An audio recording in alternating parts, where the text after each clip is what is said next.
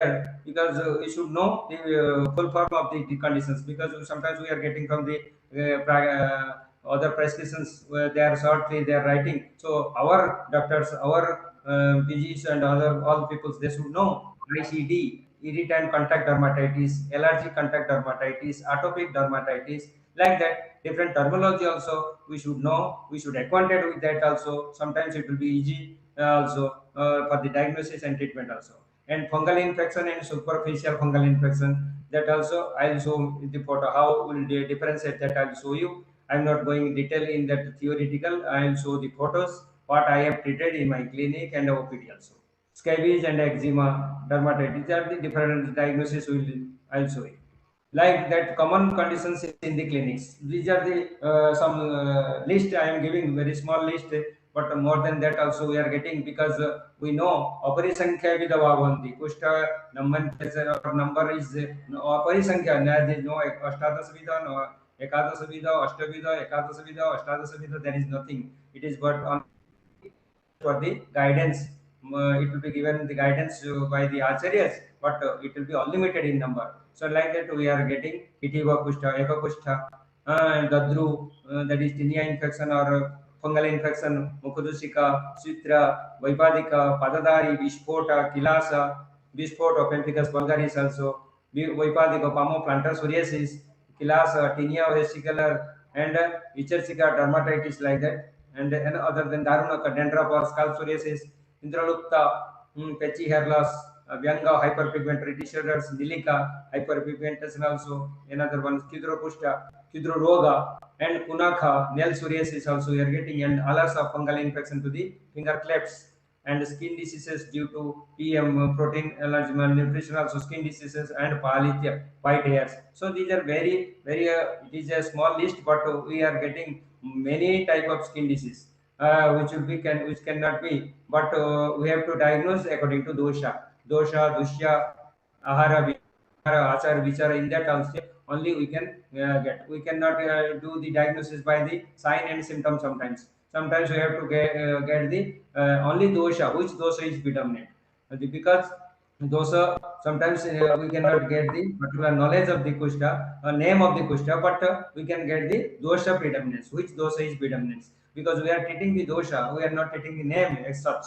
So which dosha is predominance according to, so dosha predominance will get we are getting from the symptomatology also, by the lakshana, sign and symptom we are getting get the dosha. By the ahara vihara also we can get the knowledge about the dosha, which dosha is predominant, which dosha pradhana ahara vihara has already person has taken. So by that also we can assess which how much percentage pradhana pitta is vitiated, how much percentage kapha predominant or that is vitiated, that also we can get the by the nidana itself, by the lakshana itself also we can get. So we are treating the dosha, we are not treating the name of the disease. So for that some of the emergency condition also, skin emergency related to sign and symptom, like a severe kandu, daha, doda, shula. So in such conditions, that is Rabo, Sotha, that is when there will be any severe contour will be there, we can do some either Raktamakana in severe condition if it is possible. Daha also, Raktamakana or Jaloka Karma, any type also, Sthanika means Sthanika Daha means Karma, Toda, Shula, Anulamana or medicinal chikitsa in the emergency condition we can do. Strava, that is also excessive Strava, also serious first disease also can be Sotha, acute Wills formation also. So like that in the emergency also sometimes patients are coming. At that time we can give some Lepa chikitsa, or if it is possible some Swadhana, either Sadhyabhamana or Sadhyavirechana also. Sometimes the lower, that is Samavastha of the dosha, sometimes Sama Lakshana, or any toxins should be there in the blood or in the body, that will be coming out or pass out from the body, and it will be 50 to 70% relief patient will get. Also they can experience 50 to 70% relaxation they will get for the from the itching and burning or anything. Then the sign and symptoms with the different conditions. Kondo, we can get the kondo in the Pama, scabies or Kachu, Kitty also in Vichachika, Dadru, Sitapita. In that, kondo is the very common features, common complaint. Then Daho, Toda, Shula, we are getting in the Visharpa, Vishpo, Sitapita, Vichachika also. Sorry Daho, sorry Toda, to Shula. interrupt you, sir. Yes. Sorry to interrupt you, sir. 4 speakers are left, so we should be consider time limit for this, sir. Yes, yes. Sorry, How many sorry minutes, to. sir? How many minutes, sir, remaining? Time is completed, but you can take 5 minutes, sir. Yes, yes, yes. Then I am not going detail now. This is the, so I'll show the other the pictures also. That is of the treatment. That is principle of treatment. Kandu, Sadhyamamana, that is Sadhyavirechana also. You should. I told already. Then next we can go for the Samana Chikitsa also. Lakshana and Vyadhi Avastha. That is also giving emergency treatment like Sadhyamamana, Sadhyavirechana also. That I told for to get the emergency treatment. The Nidana Parivartana, Samana Chikitsa, Dipanapachana, Krimihara Ausadi also, that is also required, and Anulovana, that is Vatikalpana and other things that also we know.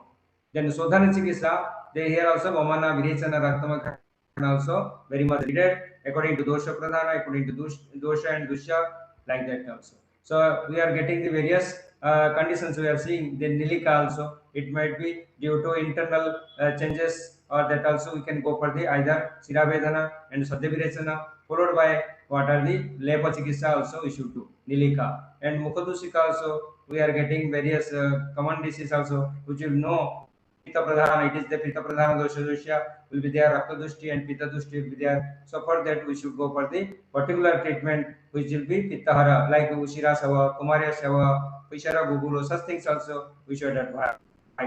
So also Rakas also Pradhana also there is no Srava, so better we should go for the Dipanapasa, Nonundomana, as well as some Gruta or Grutalepa or any type that is ointment, anything also, which will be reduce the dryness. So here also kilasa also you can see, sir, that is the whitish pigmented, depigmented patches over the skin also kilasa, and here also superficial fungal infection, that also you should go for the Krimihara Chikitsa along with some lepa, any type of that is Mahatikta lepa or any ointment also. It's and internal medicines we can go for the Vidanga, Dishta and other things also we can give according to text, classical text. And Kitiva also, psoriasis, vulgaris, you can very commonly we are getting, that is Sodhana is required, along with that that is repeated Sodhana is required. For that also, after that we can go for the some yoga and other things also, pranayama and yoga, because it is a repetitive disease also, already Vishnu Prasad sir has already told. So we have to give the various yoga and pranayama also, along with the ahara vihara also. So here also Dadru Mandala, tinea versicolor, it is in the axillary area. It is superficial skin disease, also superficial fungal infection. These are also Vichachika, seborrheic dermatitis, sweating area. We are in the various itching. Here also Kapha and Pitta Pradhana, Ahar, Vihara also you have to advise, and if any type of Joloka and other things also we can do. So here also Chidro, Rohadasa, there also we can give, that is Pitta and Kapha Pradhana. So we have to go for some Lepa and internal medicines also, like that Gandhaka Malahara, Gandhaka Rasayana, very simple. Shastriya Ausad also we can give along with some diet restrictions. And Vicharsika also we are getting, it is a Kapha Pradhana, Kaphavat Pradhana. Either you can put the direct Joloka also in the localized conditions. And here also Kitiva, various types of Kitiva, and Vaipadika also. Vaipadika, we have to go for the Vata Kapha Pradhana. Itching will be there, dryness will be there. So Gruta, that is Panchatikta Gruta or in Mahatikta Gruta, any Gruta, along with some ointment also, Mahatikta Kalepa and other things, and some Avagahan also, Panchaval Kalakasaya, such things also we can advise. In Charmakil also better, we directly we can go for the Agni Karma, Charalepa Agni Karma also, that can be there. Then Vaipadika, here also Vichachika also condition, we can go for the Siravedana and Pitta Kapha or Pitta Rakta Dushti will be there due to that blackish discoloration and other things. Also Rakta Dushti and Pitta Doshahara Chikitsa, and any type of Siravedana or Siravedana can be better choice. Sarvakushta, Dadru Mandala also, it is also infection, it is also Dadru Mandala, it is also very common now. In inguinal area also, it is Dadru Mandala, various, and here also Vaipadika conditions also we are getting more. It is Vataka for Pradhana, so it will be taking long time because very rough skin, hard and rough skin will be there. So for that we have to advise the patient all the Vata Pittahara, Ahara Vihara also that they have to take the in this condition.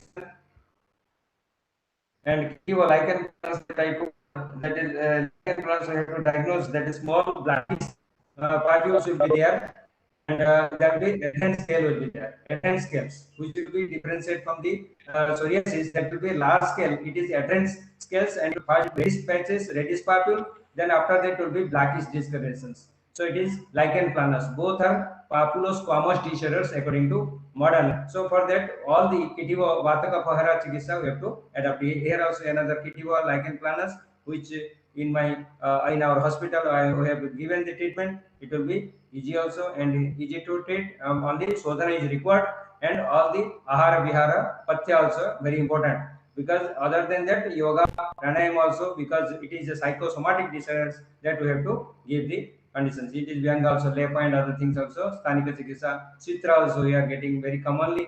So that also according to their, sometimes we have to do the blood test also, sometimes either hemoglobin is less or calcium is less also, that according to that, along with that also Rasayana Chikitsa and other things also we have to give.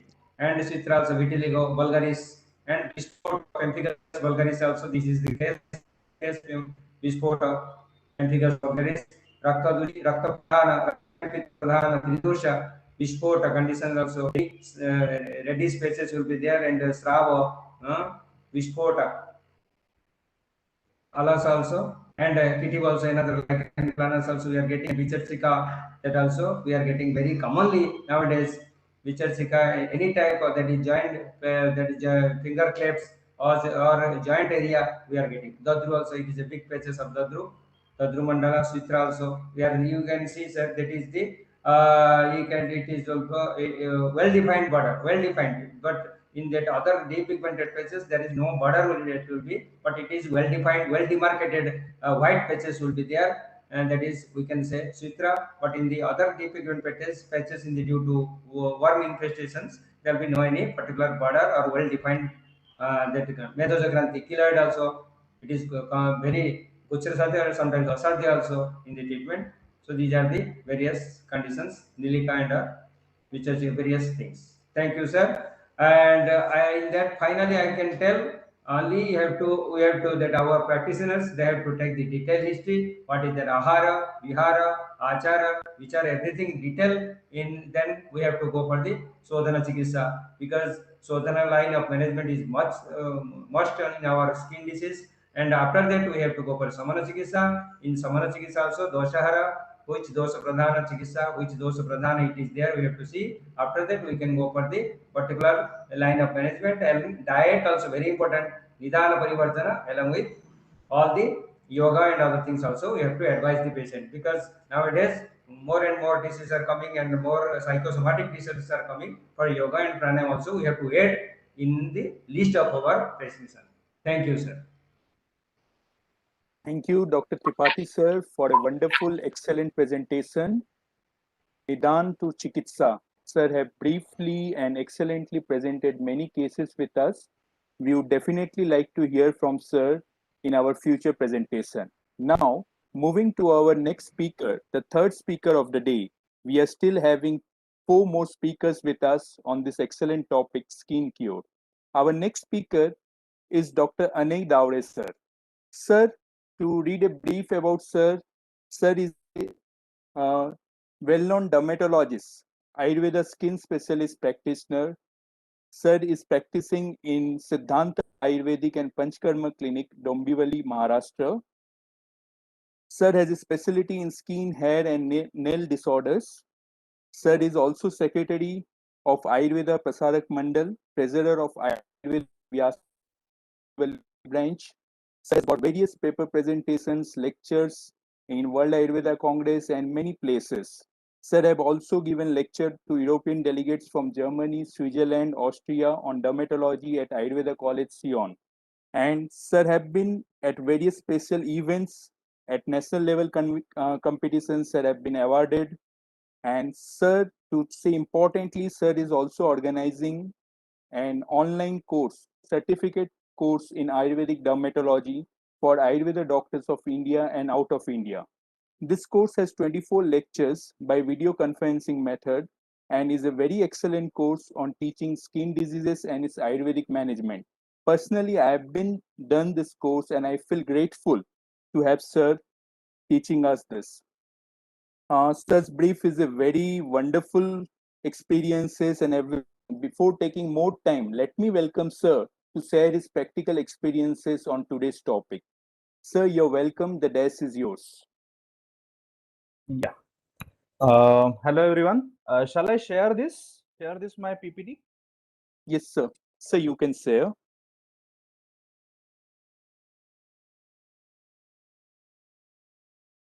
Yes, now you can.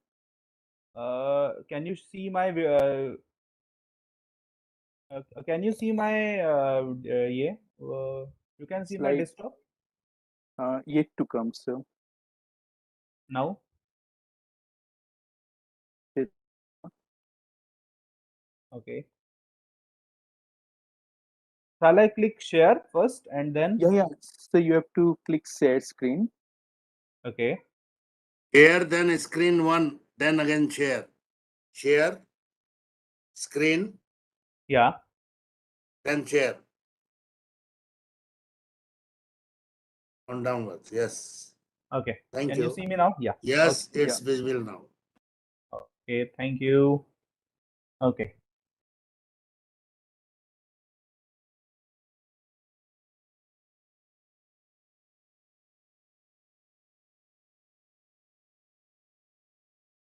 Okay. it's perfect. Uh, You can start. Thank you. Yeah. Hello everyone. First of all, respected KK Dwivedi sir, Dr. Pavan Sharma sir, and all respected speakers. मैं बहुत खुद को unfortunate समझता हूँ कि ऐसे बहुत बड़े हस्तियों के साथ मुझे काम करने को मिल रहा है या मैं उनके साथ ये अपना जो लेक्चर है वो शेयर कर सकता हूँ। मेरा जो टॉपिक है वो है some challenging dermatological cases successfully treated by Ayurveda. Basically ऐसे है, there are so many derma cases are going, हमारे पास रहते हैं, लेकिन ट्रीट होने में वो प्रॉब्लम्स होते हैं या ट्रीट करते समय हमें उसमें कुछ ना कुछ चैलेंज दिखता है, चैलेंज देते हैं, डिफिकल्टी आती है। तो ऐसे कुछ गिने चुने केसेस है जो मैं आपके सामने शेयर करना चाहता हूँ, उसके ट्रीटमेंट भी शेयर करना चाहता हूँ। I am not wasting time on any theory part, I am directly going towards cases. The first case is most search डर्मेट disease on Google. Google में सबसे जो बोलते हैं कि कौन सी केस सबसे ज्यादा सर्च की जाती है, दैट इज सोरियासिस।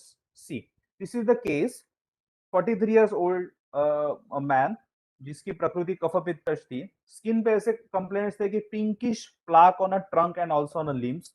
उसमें severe itching, mild burning, silvery scales और the most important thing, suddenly increase in the last 15 days. Sudden increase in the last 15 days. So that is called unstable psoriasis. What is the unstable psoriasis? See, this is the case. ये पूरे patient को front यानी पूरे trunk को था, even on arms, even on legs, even on legs. अगर उसका PASI scale देखेंगे तो पासी स्केल जो हमारा 72 इज द हाईएस्ट वन। तो स्काल्प छोड़ के almost on his body we can say उसका पासी स्केल शायद 40 या 50 रहेगा, इतना उसका पासी स्केल रहेगा। And that is the psoriasis case. The important principle जो लिखा है कि what is the psoriasis management, बहुत इंपॉर्टेंट प्रिंसिपल है कि is it a stable psoriasis और is it a unstable psoriasis. So unstable यानी पेशेंट हमें बताता है कि डॉक्टर वो 7 दिन में बहुत बड़ा है, इट इज फ्रॉम इतना सा था वो अभी डबल हो गया है। Stable psoriasis, patient is saying doctor 2 महीने से कुछ नहीं बदला है, वैसा ही है। So what is written in Ayurveda, ऐसा कुछ तो लिखा है। अभी ये क्या है, बेसिकली ये मूवी हल्क हमें सबको मालूम है। ये मूवी में क्या था कि इसको कोई भी गुस्सा दिलाता है तो it's become man to become, means man से वो हल्क बन जाता है, और जब उसको उसकी वाइफ या उसकी गर्लफ्रेंड जब शांत करती है तो वो शांत हो जाता है। हम वही करते हैं, हम जो टिपिकल तीक्ष्ण उष्ण जो मेडिसिन यूज करते हैं, बहुत यानी रसमाणिक्य वगैरह जैसे मेडिसिन यूज करते हैं, वो डेफिनेटली स्टेबल सोरियासिस में काम करते हैं। लेकिन अगर अनस्टेबल सोरियासिस यानी गुस्से वाले को और अगर हमने गुस्सा दिलाया तो क्या होगा, वो और गुस्सा होगा। वैसे ही अगर सोरियासिस अनस्टेबल है और उस पे और हमने उसको गुस्सा दिलाया तो इट बिकम लाइक कि वो और बढ़ जाएगा। सो ग्रंथ में ऐसा लिखा है, what is the principle here, जो आप देख सकते हैं, इक्ष्णोष्णलेपोत्कृष्टें पुष्टं हि विवृध्यते मलिने देहे, यानी अगर पेशेंट का अच्छी तरह से शोधन किया नहीं है और पेशेंट का जो जो चीजें है वो बढ़ रही है और आपने शोधन नहीं किया, और अगर आपने तीक्ष्ण लेप वगैरह बाहर से किए तो सोरियासिस विवृद्धि मलिने देह वो और बढ़ता है, सोरियासिस नहीं, स्किन डिसीज बिकम मोर, वो और बढ़ने लगते हैं। वही हमें दिखाई देता है, दैट इज द सूत्र कि अगर हमारे पास अनस्टेबल सोरियासिस के पेशेंट आए तो we should go for soothing treatment. So this is the treatment. Patient को क्या दिया, तो सद्य विरेचन गिवन, परगेशन, देन लंघन, लंघन इज बाय गिविंग, मेरे यहाँ पे जो भाकरी जी चीज है, भाकरी और जो सब्जी है वो अल्प मात्रा में दिन में 2 बार, टैबलेट्स में tablet रक्तपाचक, Mautic Kamduda. Mautic Kamduda is not a typical medicine for psoriasis, but is this type of unstable type of psoriasis. It works very nicely. Aragvat Kapila, 1 tablet in the night. Sari Vadya, so 50 ml 2 times in a day. For local application, I use aloe vera lotion, Shatadhauta Grut with Jeshtumadadite. What is the thing? ये 2-3 combination एक साथ क्यों? Because हम जो स्नेह बोलते हैं उसमें यमक स्नेह है, त्रिस्नेह है, चतुर स्नेह, उसमें हम ये यमक स्नेह तौर पे यूज कर सकते हैं। सूर्यासिस वेरी ड्राइड कंडीशन रहती है, तो ऐसे अगर आप सूदिंग यमक स्नेह यूज करेंगे तो it will definitely helps you. और उसके बाद यानी सब होने के बाद व्हेन इट्स बिकम स्टेबल, उसके बाद पेशेंट को वमन दिया गया। वमन से 1-2 चीजें हुई, एक तो जो था वो टोटल चला गया और दूसरा फिर से पेशेंट को ना आया। The thing is that patient को बहुत स्ट्रेस लेने की आदत थी। You can see the results before BT यानी before treatment, you can see after treatment, you can see skin में एक ग्लो भी है। अभी ये पेशेंट को किस वजह से सोरियासिस आया था, it is because of so stress, उसकी माँ गुजर चुकी थी, उसकी वजह से उसको सोरियासिस आया था एंड अनस्टेबल था, डायरेक्टली आयुर्वेदा के पास आया था and you got results in a 2 months, इसमें आपके रिजल्ट्स आ सकते हैं। You can see the skin glowing also, on a back also you can see a tremendous changes, no markings of psoriasis, skin is almost normal. This is the challenging psoriasis case we can treat by Ayurvedic principles. Second case, the commonest case in dermat, which is the commonest case in dermat, हमें बहुत common cases आते हैं। क्या case है देखिए, एक BSNL office का employ है, उसको 22 साल से स्किन में thick hard dry itchy plugs on both ankles, severe itching, no scales, उसमें स्केल्स नहीं थे because it is a very thick type of skin. The diagnosis is lichenified psoriasis.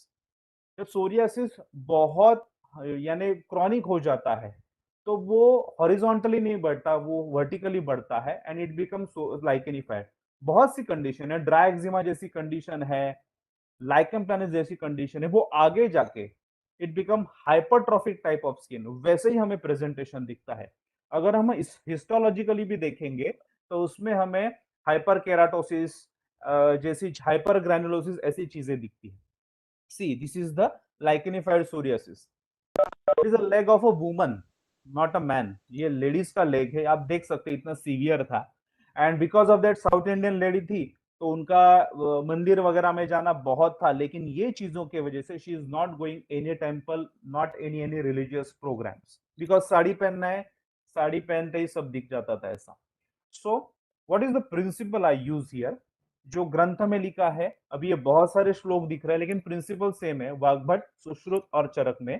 स्थिर कठिन मंडला नाम, ये जो कंडीशन है उसको क्या बोलते हैं, it is not increasing at all, no, it is stable from many years, yes, it is very thick, yes, so that is the called स्थिर कठिन मंडल। उसमें क्या करना चाहिए, स्थिर कठिन मंडला नाम कुष्ठा नाम पोटले हेतम स्वेदः स्विन्नोत्सन्नम कुष्ठम शस्त्रे लिखितम प्रलेपन लिम्पित, यानी क्या करना चाहिए, नीचे भी वही है, सुश्रुत में भी वही लिखा है। जो स्थिर कठिन मंडल है उसको स्नेहन स्वेदन करना चाहिए और उसको लेखन यानी शस्त्र से लेखन या छेदन करना चाहिए, उससे वो ठीक होने में फायदा होगा। See the treatment, the first treatment is given वमन, first not external treatment, the first treatment given is वमन। पेशेंट को पहले वमन दिया, तो क्या हो गया, आमाशय पहले अच्छी तरह से हमने क्लीन किया, तो लोकल यानी स्किन लेवल पे जो भी जाने वाले दोष है वो वहां पे जाएंगे नहीं क्या, यानी क्लेद का हमने जो स्रोत है वो बंद किया. देन वी परफॉर्म अ लेखन प्रोसीजर एंड प्रच्छान प्रोसीजर. लेखन procedure done by our scalpel and 24 number blade. Internally, the which medication given? Rasamanikya, Bauchi, Vidanga, that given combination. Swayambhakya Gogul, 2 tablets 3 times. Arogya Varkini, 2 tablets 3 times. And Mahamanjushtadikvat, 15 ml for 2 times. For local application, I use Arka oil with Mahamarichadi oil.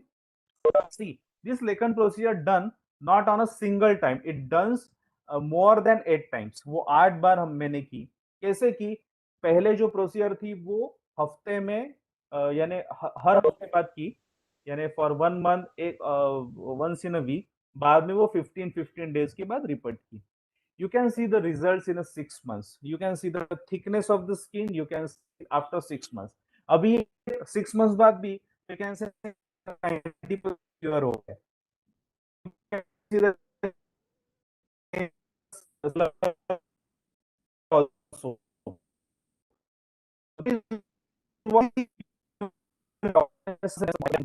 अब है ना, मैं बाहर से cream वगैरह लगाती हूँ और मैं ठीक हो जाऊंगी. तो ऐसे उन्होंने ट्रीटमेंट उस टाइम छोड़ी, लेकिन बाद में वो मिलने को आई तब टोटल क्लियर था and she was very happy, no stress nothing. तो उसकी वजह से वो और अच्छी तरह से ठीक हुए. So that is we can treat the challenge of lichenified psoriasis. What is next? See, this is the lichenified psoriasis. You can see यहाँ पे लाइकेन एक अलग पेशेंट है, उसमें यू कैन सी जो मैंने प्रच्छान किए हैं उसके आपको मार्क्स दिख रहे हैं, वो ऊपर भी दिख रहा है और ट्रीट होने के बाद जो आप पैर दिख रहे हैं उसमें भी आपको मार्क्स दिख रहे हैं. ऐसे ही अगर एटोपिक डर्मेटिस बच्चों में रहा, लाइकेनिफाइड रहा, उसमें भी आप ये ट्रीटमेंट यूज कर सकते हैं. थिकनेस रहा तो उसमें आप प्रच्छान की जगह जो हमारा स्क्रब रहता है वो आफ्टर बाथ यूज करके उस पे अगर ऑयल लगाएंगे तो भी ठीक है. यानी आपको लेखन हमने पिछले केसेस में ब्लेड से किया, यानी स्काल्पेल से किया, इसमें ये जो स्क्रब रहते हैं उससे हमने लेखन किया. द डिफरेंस, लेखन प्रोसीजर, लेकिन we are using different tools. See, the third case is paediatric dermatology. Always जब हमारे पास कभी भी छोटे बच्चे आते हैं वी स्केयर कि बाबा हम उसको ट्रीटमेंट दे या ना दे. यस, हमें ट्रीटमेंट देनी है. हम भस्म वगैरह भी यूज कर सकते हैं. देयर आर सो मेनी भस्म, अगर अच्छे कंपनी के रहेंगे, अच्छे शुद्धिकरण हम यूज करेंगे. डोसेजेस भी हमें मेंटेन करने हैं. जो एडल्ट के डोसेज है उससे 1/6 डोसेजेस हम बच्चों में यूज कर सकते हैं. See the age, it is not years, it is in a month. 2 months का बेबी. सी रेडनेस, उसके पूरे चेहरे पे रेडनेस था, स्केल्स था, मैक्युलोपैपुलर रैश थी और पूरे फेस पे था. अभी फेस पे है, इरप्शन है, 2 महीने का बच्चा है, दूध पीता बच्चा है. दिन में जो 12 से 16 घंटा सोना चाहिए वो सिर्फ 10 घंटा सोता था. दूध बहुत कम पीता था एंड यू कैंट बिलीव 3 से 4 दिन में उसका 500 ग्राम से वेट कम हुआ था. इतने छोटे बच्चों में 100 ग्राम वजन कम होना. तो चाइल्ड इरिटेटेड क्राइंग कंटिन्यूअसली और वो वहां पे रब करता था फेस पे एंड ही गॉट, उसे इरिटेशन होता था एंड पूरा टाइम रोता था. That is atopic dermatitis. You can see the severity. 2 महीने का बच्चा, you can see before treatment, you can see the severeness, you can see the severeness is in this way. Okay, so ऐसा बच्चा आया हमारे पास. मैंने एटोपिक डर्मेटिस के 6 महीने के, 1 साल के, 2 साल के, ऐसे बहुत सारे बच्चे ट्रीट किए, लेकिन 2 महीने का बच्चा मेरे पास पहले आया था.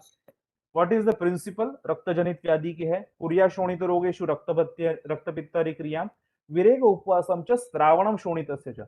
अभी इसमें ये विरेक, उपवास, रक्तमोक्षण ये तो हम नहीं कर सकते, लेकिन इंटरनल मेडिकेशन है वो हम डेफिनेटली कर सकते हैं.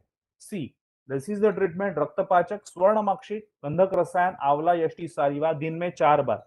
इसमें जो स्वर्णमाक्षिक भस्म है वो अबाउट 10 मिलीग्राम जो दिन का लगता था इतना ही दिया था. रक्तपाचक जो 500 मिलीग्राम की गोली है वो दिन की सिर्फ एक. गंधक रसायन 250 मिलीग्राम की गोली दिन की एक. आंवला, यष्टि, सारिवा वैसे वानस्पतिक द्रव्य थोड़ा सा कम ज्यादा उसकी मात्रा है तो भी कुछ प्रॉब्लम नहीं है. आरगवत फलमज्जा 5 ml. एडल्ट में जो डोज है वो 40 ml रहता है, इसमें 5 ml दिया गया. लोकल एप्लीकेशन के लिए एक क्रीम है some BC56 name cream and शतधौतकृत लोकल पेशेंट को लगाने को लिया बच्चे को। ऑलवेज बच्चों में लगाते समय हमें डाइल्यूशन से क्रीम यूज करना चाहिए। तो BC56 1 पार्ट एंड शतधौतकृत 2 पार्ट्स ऐसे मैंने दिया। फॉर मदर बिकॉज कैसा है, ये स्तन्य शोधन इसमें जरूरी है, स्तन्य जनित व्याधि है, तो मदर के लिए स्तन्य शोधक क्वाद दिया 15 ml 2 टाइम्स एंड लघुमालिनी वसंत, जिससे बच्चे को फिर से ना होए इस हिसाब से मैंने दिया। You can see after treatment, after only 4 days you got such a results. बच्चे का टोटल क्लियर हुआ, बच्चा फिर से दूध पीने लगा, आराम से सोने लगा, that is the thing. And you can see the clear healthy skin in a just 4 days. So ऐसे हम जो 2 महीने के बच्चे हैं, ऐसे चैलेंजिंग केसेस है, उसमें भी हम ट्रीट कर सकते हैं। See emergency, that is also emergency, लेकिन और एक इमरजेंसी सी, एक हाथ में 32 इयर्स ओल्ड आदमी आया, उसके हाथ पे पूरे कैसे reddish maculopapular wheal type rash on a both, और वो बढ़ रहा था, हाथ से बढ़ रहा था। बेसिकली वो कंप्यूटर टाइपिस्ट था, ग्राफिक डिजाइनिंग करता था, and because of this he can't do work, और उसका पूरा वर्क पेंडिंग था, is in so stress, work totally got hampered. The diagnosis is erythema multiforme. See, erythema multiforme. You can see the severe. अभी इसके हाथ बाद में देखेंगे आप कैसे, उसमें स्वेलिंग भी था, almost his fingers become double. जब आप रियल केस देखोगे तो आप उसको हाथ लगाओ तो इट फील वेरी वार्म, तो ऐसे गर्म था टोटल। सेम प्रिंसिपल, पुर्या शोणित रोगेषु रक्तपित्तहरि क्रियाम विरेक उपवासम च श्रावणम शोणितस्य च। पेशेंट आते ही पेशेंट को दोपहर को रक्तमोक्षण के लिए बनाया।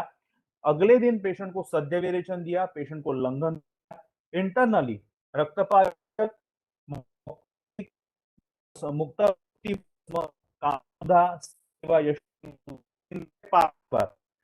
से मॉडर्न वाले असाइक्लोविर का डोज इन इमरजेंसी या इन हर्पीस दिन में 5 बार देते हैं। वैसे ही जैसे मुहुर लिखा है, वैसे इस टाइम यानी इमरजेंसीज के टाइम हमें डोज दिन में 2 बार नहीं, 3 बार नहीं, 5 बार 6 बार देने पड़ते हैं। गोक्षरादि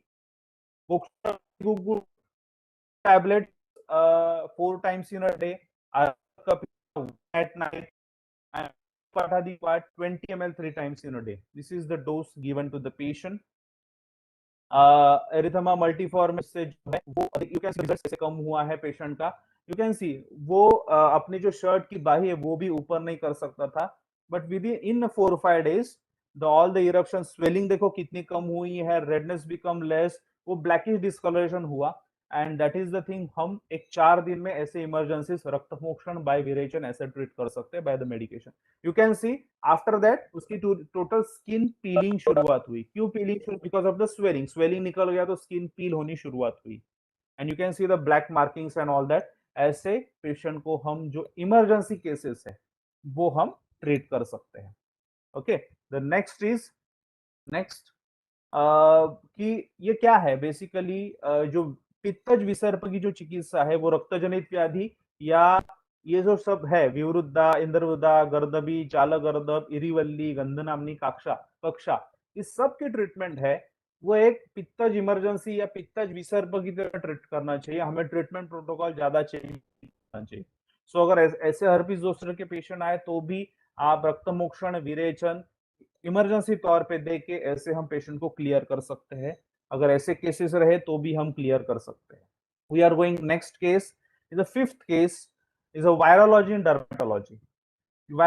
अभी ये हर्पीस जोस्टर देखा वो भी एक वायरोलॉजी था, लेकिन और हम देखेंगे एक 16 साल का लड़का मेरे क्लिनिक में आया, डायरेक्टली अंदर घुसा और बोला डॉक्टर ये ठीक हो सकता है, एकदम फेस पे एक करके। It was very arrogant type. मैंने उसको बिठाया, लेकिन उसके माता पिताजी आ गए और शांति से बोलने लगे डॉक्टर साहब वो डिसीज के वजह से जो डिसीज हुआ है उसकी वजह से बहुत इरिटेट हुआ है। सी 16 साल का लड़का तो कॉलेज में गया था and he got small face पे और ईयर पे उसको ड्रॉप्स थे, ड्रॉप लाइक प्रेजेंटेशन था। एंड क्या कॉलेज में जाता था, लड़कियां उसको चिढ़ाती थी, नए बच्चे थे वो चिढ़ाते थे, एंड उसके वजह से ही got very irritated. You can see this diagnosis is molluscum contagiosum. You can see this. अगर ऐसे 16 साल के बच्चे को रहेगा, कॉलेज में जाता है तो डेफिनेटली वो इरिटेट होगा। What is the principle? क्षार चिकित्सा यूज्ड। अर्बुद चर्मकील के लिए क्षार यूज करना चाहिए बिकॉज वो दहन, पाचन, धारण, शोधन, रोपण सब चीजें करता है. सो सारीवा घनवटी which is very good antiviral, 3 tablets 3 times in a day. शंखवटी, शंख भस्म itself is a क्षार और शंखवटी है उसमें क्षारीय द्रव्य है. गुडुचीक्वाथ 40 ml in a morning. For local application, क्षार oil 3 to 4 times in a day. और लेप गोली जो महाराष्ट्र में मिलती है उसमें त्रिफला, चित्रक जैसे कंटेंट है, वो गोमूत्र में मिक्स करके लगाई. जो क्षार तेल है वो ईयरबड से पेशेंट को लगाया गया जहां पे था 3-4 times in a day. In a period of 1 month you can get such a results. In a few days you get such a results. After 2 months it get totally clear. So there is a molluscum contagiosum. I can treat it. This was a 20th case before 5 years before. अभी 100 से ज्यादा molluscum contagiosum के cases treat हो चुके हैं.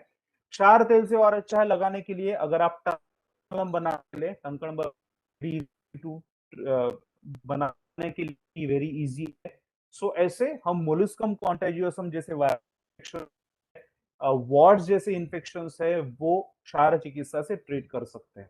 The next case is a dermatosurgical case. What is the dermatosurgical, जिसमें डर्मेट cases के लिए सर्जिकल का एक हम यूज करते हैं. 52 years old. अब ये जो पेशेंट है वो मेरे यहाँ से 700 किलोमीटर रहता था. अब ये पैंडेमिक का जमाना है तो ऑनलाइन कंसल्टेशन था, लेकिन प्रोसीजर्स ऑनलाइन हम नहीं कर सकते. वहां पे ऐसा था कि जो भी वो सर्जन के पास गया तो सर्जन ने उसको बहुत खर्चा बोला. It is more than 1 lakh and is not willing to do. और जो भी आयुर्वेदिक डॉक्टर के पास गया, no one wants to touch that patient definitely. So वहां पे जो डॉक्टर थे आयुर्वेदिक डॉक्टर, उन्होंने मेरे पास रेफर किया कि मुझे एक्सपीरियंस है वो सब करने. तो he send this patient. The patient is coming from 700 kilometers to do treatment. Okay, so it is a big pinkish tissue mass on a right leg since 2 years. वैसे पेशेंट को उससे कुछ तकलीफ नहीं था, लेकिन जब उसका पैंट वगैरह अटकता था, he got irritated, pain, और वहां से कभी-कभी ब्लीडिंग होता था. So that is the granuloma. You can see, आप पिक्चर देखेंगे तो आपको समझ में आएगा that one big granuloma. It is जो आपका टेनिस बॉल रहता है वो अगर आप हाफ कट करोगे इतना बड़ा वो ग्रैनुलोमा था.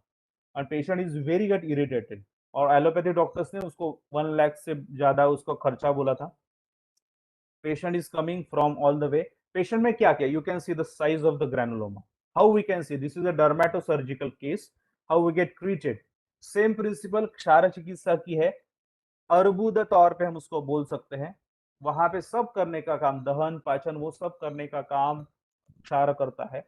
इंसिजन, अभी ये ऐसा बड़ा था तो उसको बेस नहीं था, so I done incision on the base of granuloma. उसको इंसिजन, उसके बाद क्षार सूत्र एप्लीकेशन. इंसिजन लेना ग्रैनुलोमा को इजी नहीं रहता. अगर आपको उसको ब्लेड का जो अपना रहता है सर्जिकल ब्लेड, उसका ब्लंट साइड भी लगाएंगे तो भी सीवियर ब्लीडिंग होने लगती है. सो बाय यूजिंग गैमजी वो ब्लीडिंग स्टॉप किया. एक्सपीरियंस था मुझे केसेस का, तो उस हिसाब से उसको अच्छी तरह से इंसिजन किया एंड आई यूज क्षार सूत्र. क्षार सूत्र कितनी बार पेशेंट को यूज करना पड़ा, तो 4 बार यूज करना पड़ा by the interval of 1 week. Patient Amravati से आता था by interval of 1 week. You can see about म्हणजे 700 किलोमीटर से पेशेंट आता था. इंटरनली गंधक रसायन एंड सूक्ष्मवरा, this medication use because infection होने के चांसेस बहुत है. एक बार पेशेंट को वहां पे फीवर भी आया तो पेशेंट ने वहां से किसी डॉक्टर से एंटीबायोटिक बेसिक ले लिया. लेकिन you can see after the first application the size get reduced. You can see the bleed 14 day पे ऐसा हुआ. You can see size कितना reduce हुआ है. and after 20 यानी थर्ड एप्लीकेशन के बाद it is like green peas के शेप की तरह हो गया. अभी इतना सा पेशेंट को बाकी था. नेक्स्ट फोर्थ एप्लीकेशन था, मेरा ही अमरावती में लेक्चर था एक नेशनल सेमिनार में. सो मैंने पेशेंट को बोला कि I am coming Amravati, I am doing क्षार सूत्र एट योर प्लेस, जो डॉक्टर ने मुझे बताया था, और उनके क्लिनिक में जाके मैंने क्षार सूत्र अप्लाई किया. And you can see the after that the totally get cure. You can C a big granuloma gate treated by only Ayurvedic treatment bye क्षार सूत्र. 4 क्षार सूत्र लगाने के बाद ये इतना ट्रीट हुआ. इट्स लुक वेरी इजी कि क्षार सूत्र बांधना, क्षार सूत्र में जो नॉट है वो सर्जिकल नॉट बांधनी है, वो कैसे प्रोसीजर है वो एक अलग बात है, वो यहाँ पे इतना डिटेल में बता नहीं सकता बिकॉज लैक ऑफ टाइम। लेकिन सर्जिकल नॉट हम बांधते हैं, हम अच्छी तरह से उसको एक हफ्ते बाद वो फिर से वो होता है, फिर बांधते हैं ऐसे। टाइम थोड़ा सा इंसिजन लेना भी जरूरी है, इंसिजन इज बिकॉज लगाने के बाद ब्लीड होता है इनको। स्टिल अभी ये पेशेंट को खर्चा कितना आया, पेशेंट को फ्रॉम अमरावती टू यहाँ पे ट्रैवल करके लेस देन 15,000 पेशेंट को खर्चा आया। You can C more than 1 lakh and he was very happy. Total treat हुआ बाय ओनली आयुर्वेदिक प्रिंसिपल्स। तो ऐसे हम जो चैलेंजिंग केसेस है वो हम आयुर्वेदा से, ऐसे हम इवन स्किन टैग से वैसे भी हम ट्रीट कर सकते हैं। अगर सीबोरिक केराटोसिस रहेगा उसको अगर बेस हम तैयार करें, सीबोरिक केराटोसिस को बेस नहीं रहता लेकिन ऐसे अगर बेस है तो ऐसे भी हम ट्रीट कर सकते हैं। So by this way we can treat the challenging cases in dermatology. Thank you here.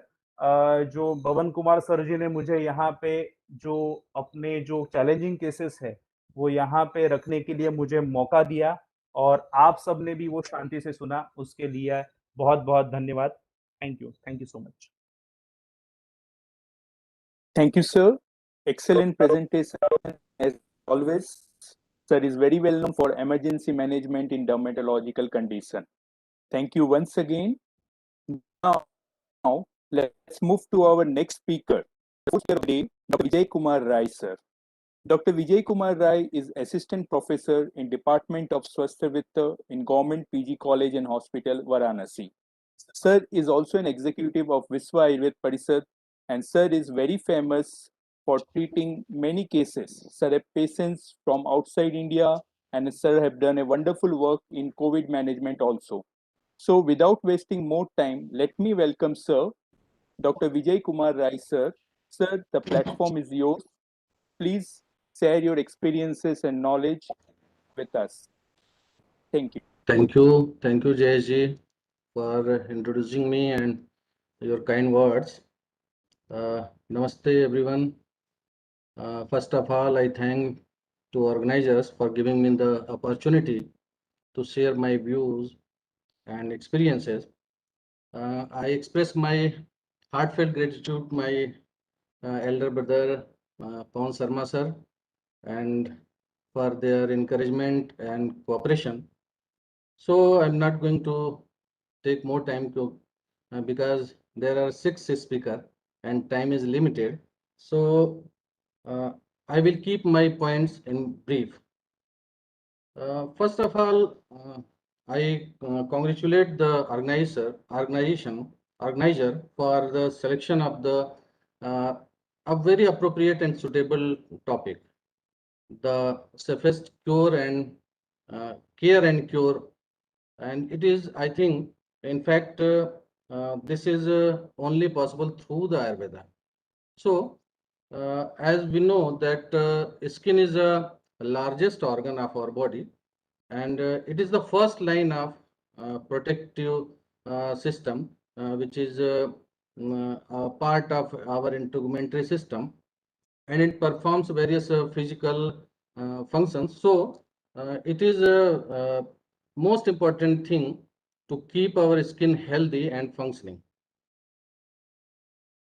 हम अगर बात करेंगे स्किन के केयर और क्योर की, तो बहुत संक्षेप में ही मैं अपनी बात रखता हूँ। तो मुझे ऐसा लगता है, मेरा जो अनुभव है या जो मैं चिकित्सा में देखता हूँ या करता हूँ, तो 3 प्रकार से या 3 डायमेंशन पे आयुर्वेद इस पे कार्य कर सकता है, या मैं जो करता हूँ। पहला तो स्किन को एक ऑर्गन के रूप में जब हम लेते हैं, तो स्किन के स्वास्थ्य संरक्षण और उसमें होने वाले जो विकार हैं उनकी चिकित्सा, ये एक पक्ष होता है। दूसरी जो चीज है, मुझे ऐसा लगता है, जो जरा की अवस्था है या जो एजिंग प्रोसेस है, उसका जो दुष्प्रभाव त्वचा पर पड़ता है उसको मिनिमाइज करना। हमको पता है कि जब जरा अवस्था का प्रारंभ होता है तो वो सबसे पहले हमारे बालों में जो सफेदी आती है, जो ग्रेइंग होती है, या त्वचा पे जो झुर्रियां पड़ती हैं, वहां पर लक्षित होता है। तो हम कभी कभी ये भी कहते हैं कि कोई व्यक्ति कितना बूढ़ा है, तो उसकी त्वचा से, उसके बालों से या उसकी वेसल से अंदाजा हम लगाते हैं। जैसे जैसे वो बूढ़ी होती है, वैसे वैसे व्यक्ति बूढ़ा होता है। तो इसको ध्यान में रख के भी कार्य करते हैं और कार्य करने की आवश्यकता होती है, और सभी जो डर्मेटोलॉजी में डील करते हैं आयुर्वेद के लोग, वो इस पे कार्य करते हैं। तीसरा जो बहुत ही महत्वपूर्ण है, और मुझे लगता है कि जिसपे सबसे ज्यादा कार्य हो रहा है, जिसपे सबसे ज्यादा प्रोडक्ट मार्केट में है और जिसपे सबसे ज्यादा व्यापार हो रहा है, वो है सौंदर्य वर्धन के उपाय, या जो we can say enhancing the appearance of facial skin and skin care, specially in teenagers.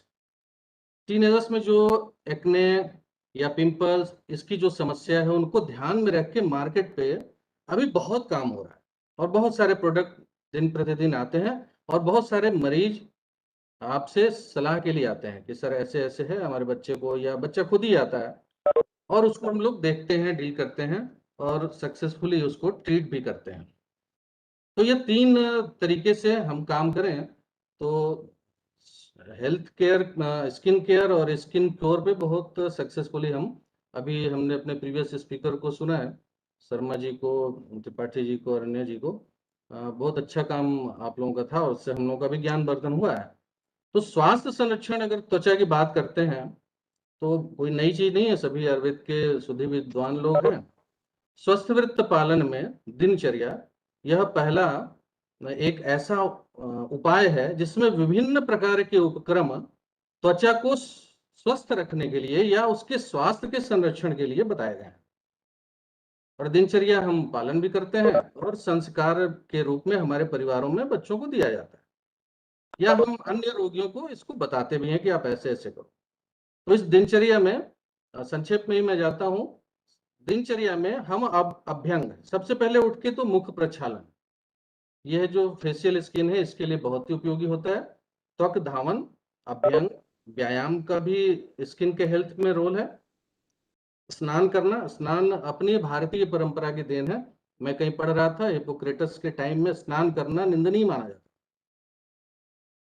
इसी तरह से विभिन्न प्रकार के उद्घर्षण, उत्सादन और विभिन्न प्रकार के लेप, इन सब का वर्णन दिनचर्या के विभिन्न उपक्रमों में आया है। यह सब कुछ स्वास्थ्य संरक्षण, त्वचा के स्वास्थ्य संरक्षण को ध्यान में रख के बताया गया है। इसी प्रकार से दिनचर्या में जो भोजन या खाद्यान्न का वर्णन है, उनमें भी कुछ ऐसे पोषक खाद्यान्न है जो त्वचा को या त्वचा की हेल्थ को डील करते हैं, उनको एड्रेस करते हैं।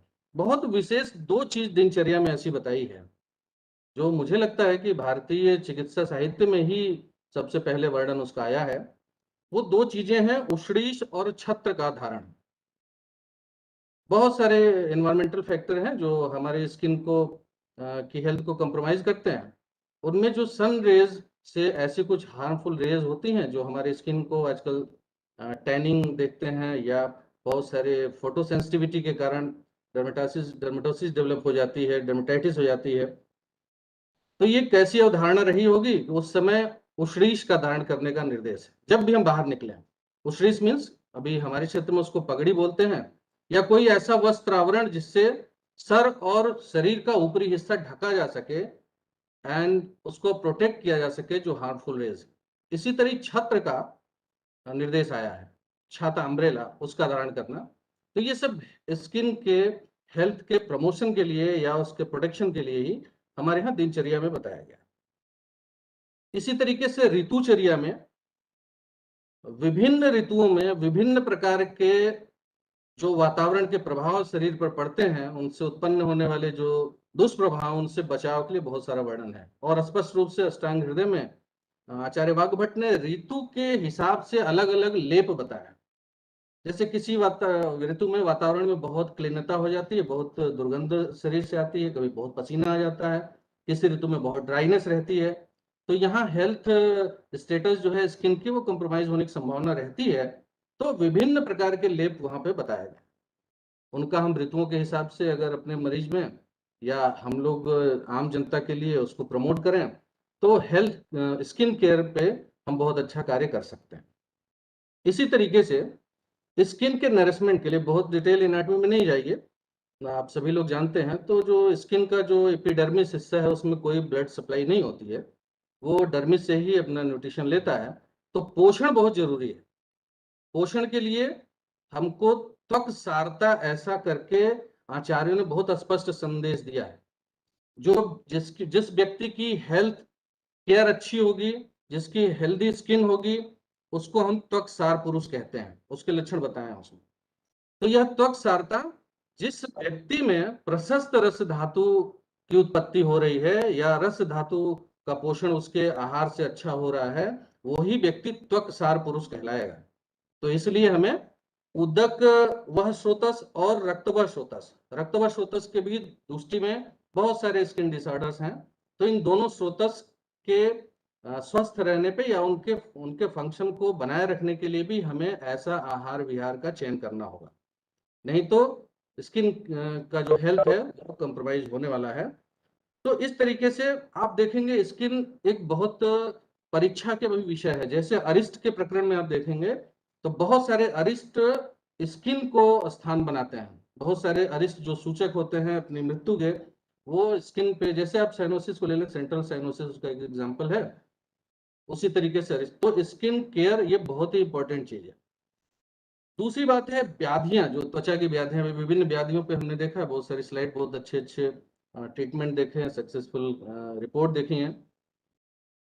जो कुष्ठ टर्म है वो रेफर करता है हर तरीके के डर्मेटोज के लिए, हर तरीके के स्किन एलिमेंट और डिसऑर्डर्स के लिए। तो ये जितने भी स्किन डिसऑर्डर हैं कुष्ठ नाम से जाने जाते हैं, और इनकी 3 कैटेगरी हैं। एक तो महाकुष्ठ, क्षुद्र कुष्ठ, और एक ग्रुप है क्षुद्र रोगों का, जहां पे स्किन डिसऑर्डर का वर्णन आता है। और सबको इनको बहुत एक अलग सेपरेट एंटाइटी के रूप में हमारे चिकित्सा शास्त्र में स्पेस दिया गया है। उनके लक्षण, उनके विभेदक लक्षण, उनका चिकित्सा, इस प्रकार से सारी बृहत्त्रयी में, सारी लघुत्त्रयी में इसका वर्णन आता है, और हम सब उसके हिसाब से चिकित्सा करते हैं। तो बहुत ही रिच साहित्य है इस दृष्टि से।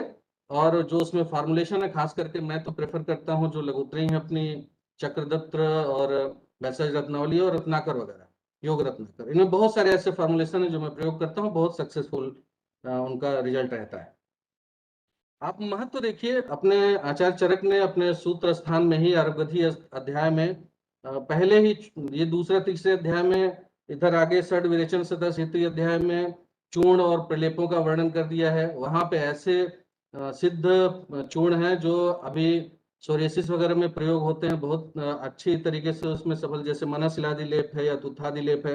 इसी तरीके से आरोग्यधि अध्याय में जो 50 महाकषाय हैं उसमें वर्ण कषाय, कुष्ठग्न कषाय, कंडुग्न, विषग्न, उदर्द प्रशमन महाकषाय, ये सारे के सारे स्किन को एड्रेस करने वाले कषाय हैं, ये ऐसे गण हैं। तो स्किन डिसऑर्डर और स्किन केयर पे बहुत मतलब ये स्टैब्लिश फील्ड है आयुर्वेद में।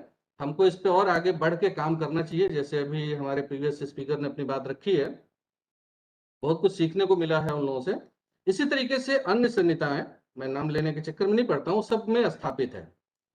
तीसरा जो अप्रोच हमारा होना चाहिए, जो एजिंग को मिनिमाइज करने के लिए मैंने बताया, क्योंकि उसका दुष्प्रभाव त्वचा पे पड़ता है, उसमें मैं बेस्ट मानता हूं रसायन को। और रसायन में 3 रसायन, नैमित्तिक, काम और आजस्रिक। आयुर्वेद के लोग इनको जानते होंगे, मैं उसमें डिटेल में नहीं जानता हूं, लेकिन मैं यहाँ पे कोट करना चाहूंगा। आचार्य चरक ने जब रसायन के प्रभावों को प्रतीक के रूप में कुछ प्रभावों को स्पष्ट जहां किया है, वहां उन्होंने कहा दीर्घमायु, स्मृत, मेधा, मारोग्यम, तरुणम वयम, प्रभावर्ण, स्वरोदार्य, देहेंद्र, बलम परम, वाक सिद्धि, पड़ति कांति, लभते ना रसायन। इसमें तरुण वय की बात की है। यह वय यही है जो मैं एजिंग की बात कर रहा हूं, जिसका दुष्प्रभाव हमारी त्वचा पे पड़ता है और हम कहते हैं कि हम बूढ़े हो रहे हैं या वो बूढ़े हो रहे हैं। उसके बाद उन्होंने प्रभा को कहा है, त्वचा की जो आभा होती है, हमारी त्वचा का जो वर्ण, गौर, कृष्ण इत्यादि जो वर्ण है, और त्वचा की कांति जिसमें ल्यूमिनस, इन सब को ये एड्रेस करता है रसायन। हम च्यवनप्राश का प्रयोग करते हैं, इसके आविष्कार के पीछे की कहानी हम सभी जानते हैं। च्यवन ऋषि वृद्ध हो गए थे, और इस च्यवनप्राश का आविष्कार उनको युवा बनाने के लिए, उनकी झुर्रियां पड़ गई थी, दृष्टिविहीन थे। तो ये रसायन का बहुत, और रसायन में सिर्फ हम च्यवनप्राश पे ना जाए, बड़े रसायनों पे ना जाए, जो आजसिक रसायन है, दूध है, घृत है, इनका प्रयोग करके भी हम अपनी स्किन केयर को अच्छे से कर सकते हैं, या आने वाली बीमारियां जो स्किन की हैं उनको हम रोक सकते हैं। तो उसमें एक और भी इस तरीके के अम्लकीय रसायन है जो बहुत सुलभ है, बहुत आसान है, या जो नैमित्तिक रसायन है, कोई बीमारी हो गई है उसके दृष्टिगत जो रसायन बताए गए हैं उनका हम इसमें प्रयोग करा सकते हैं। तीसरा जो विषय है जिसको मैंने कहा कि अभी मार्केट में बहुत इस पे काम हो रहा है, जिसमें सौंदर्य वर्धन की बात है, जिसमें फेशियल स्किन के लुक की बात है, और खास करके टीनेजर या फिर एक एज के बाद मिलाज्मा या नीलिका इत्यादि ये जो समस्याएं हो जाती हैं, उसमें त्वक प्रसाधन, प्रमार्जक, वर्णकर लेप, मुख कांतिकर लेप, इनका वर्णन बहुत विशद रूप से हमारी लघुत्रयी में है। जो स्टूडेंट इससे जुड़े हुए हैं वो आज ही जाके देखेंगे और उनका उपयोग करेंगे, बहुत ही लाभकारी है। आपको कोई क्रीम खरीदने, जो भी क्रीम आप खरीदते हैं उनमें ये घटक जरूर आपको मिलेंगे, और हम लोग प्रयोग भी करते हैं, मैं करता हूं, और बहुत ही सफलता के साथ उनसे मैं चिकित्सा करता हूं। खास करके आप देखेंगे अभी मॉडर्न टाइम में अनेक प्रकार के पैक हैं, अनेक प्रकार के मसाज क्रीम हैं, अनेक प्रकार के लेप हैं जिनका बहुत क्रेज है। तो क्यों ना हम यहीं से शुरुआत करें, अपने घर में बना के पहले अपने ऊपर ट्रायल करते हैं या अपने लोगों के ऊपर ट्रायल करते हैं, और आप शुरू करिए, देखिए आपका विश्वास भी बढ़ेगा। ध्यान ये रखना है कि कोई भी टॉपिकल एप्लीकेशन जब हम यूज करते हैं तो प्रकृति का चयन कर लेना, उसकी स्किन की प्रकृति उसकी दैहिक प्रकृति के हिसाब से ही होगी। जैसे कोई व्यक्ति कफज प्रकृति का है तो निसंदेह उसको सीबम का सिक्रेशन ज्यादा होगा, उसकी स्किन बहुत आयली होगी। तो उसके लिए जो एप्लीकेशन हम तैयार करेंगे उसमें ऑयल बेस या दुग्ध या घृत इनका प्रयोग नहीं कराते हैं। उसमें आप गुलाब जल वगैरह या इस तरीके के और द्रव डाल के उसका लेप बना सकते हैं। दूसरा, सेंसिटिविटी चेक करिए। आप कोई भी एप्लीकेशन बनाते हैं तो पहले उस पेशेंट के अपने हैंड के ऊपर जो है थोड़ा सा अंगूठे के मूल पे लगा दीजिए, और 2-4 मिनट बोलिए उससे कि देखना है, अगर कोई इरिटेशन नहीं है, रेडनेस नहीं है, तो आप बहुत बेफिक्र होकर अपने चेहरे पे अप्लाई कीजिए या जहां भी अप्लाई करना है। ध्यान ये भी रखना है, ये शास्त्रीय लाइन है जो आज भी उपयोगी है, इसको सूखने से पहले ही हटा लेना है। जब इसमें पपड़ी पड़ने लगती हो उसी टाइम इसको धुल लेना है गुनगुने पानी से। और उसके बाद चक्रदत्त ने कहा है कि कटु तेल से अभ्यंग करना है, मसाज करना है। ठीक है, तो बहुत सारे लोग जो बहुत ही पहले से ही थोड़ा कॉम्प्लेक्शन उनका डार्क, उनको किस कटु तेल नहीं, सरसों का तेल नहीं, उनको कुंकुमादि तेल ले सकते हैं, नारियल का तेल ले सकते हैं। और जो कफ प्रकृति के लोग हैं उनमें ये नहीं करना है, उनमें शुष्क मसाज करना है। तो इस तरीके से बाकी उनको आप एडवाइज करते हैं, तो अगर कोई साबुन एडवाइज करते हैं या कोई वो क्रीम आप एडवाइज करते हैं जो बाहर से है, तो आप उसका TFM देखिए, टोटल फैटी मटेरियल। अगर वो कफज प्रकृति का है तो जो मिनिमल TFM वाले प्रोडक्ट हैं उन्हीं का यूज उनको कराइए। लेकिन कोई वातज प्रकृति का है, बहुत ही ड्राइनेस है, परुस्ता बहुत रहती है, तो उसको TFM हाई जो इसमें जिस साबुन में होता है या जिस लेप में होता है या जिस प्रोडक्ट में, उसका आप यूज करा सकते हैं। इसी तरीके से जो पैतृक प्रकृति के लोग हैं उनमें अगर शुद्ध देसी घृत का बेस दे करके आप कोई औषधि प्रयोग कराते हैं, लेप कराते हैं, तो बहुत ही उपयोगी होती है।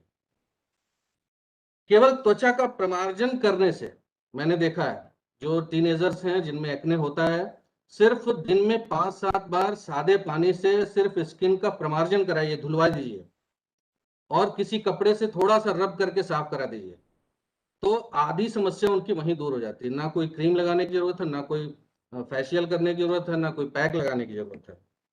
और कुछ मरीज ऐसे होते हैं जिनका सीबम का सिक्रीशन बहुत है, इस कारण वो परेशान होते हैं।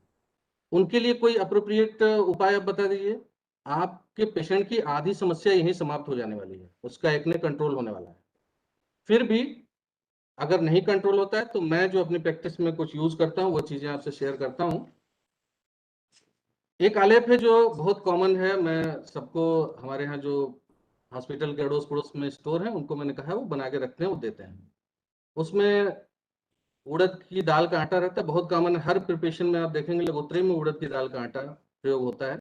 उसमें मंजिष्ठ डलवाता हूँ, लोध्र है, दालचीनी है, और श्वेत चंदन या उसकी प्रकृति देख के रक्त चंदन या सदभस्म सभी में मैं देता हूँ। ये टॉपिकल एप्लीकेशन के लिए है। निशा का चूर्ण होता है, हल्दी चूर्ण होता है, और शुद्ध स्फटिका भस्म होती है। इसको प्रकृति देख के दूध या गुलाब जल के साथ पेस्ट बना के सेंसिटिविटी टेस्ट करके इसको मैं लगवाता हूँ। ये बहुत कॉमन पैक है। ये एक्ने में भी, नीलिका में भी, मिलाज्मा में, हर तरीके के जो इनिशियल कंडीशन वाले पेशेंट आते हैं मैं उनमें इसको यूज कराता हूँ। दूसरा, ये जितने भी लेप होते हैं ना, ये अनप्लगिंग करते हैं और उसके कारण जो रैसेज निकलते हैं उनमें बहुत लाभकारी होते हैं। दूसरा, जो बरगद होता है उसके जो पके हुए पत्ते होते हैं, पीले बरगद का जो पत्ता होता है, ये भी शास्त्रीय योग ही है। उसका मैं कल्क बनवा लेता हूँ। फिर मसूर की दाल, लोध्र, कूट, अगरू और नीम की पत्तियों का कल्क, ये सब मिक्सी में पीस के आप बना सकते हैं। और उसमें फिर शुद्ध स्फटिका और यशत भस्म मिलवा के, ये युवान पीड़िका के जो ऐसे पेशेंट हैं जो नए केसेस हैं और कुछ दवाइयां ले चुके हैं और नहीं रिस्पॉन्ड कर रहे हैं, उनमें मैं इसका प्रयोग कराता हूँ सप्ताह में 2 बार या 3 बार, और उनमें भी बहुत लाभ मैं देखता हूँ।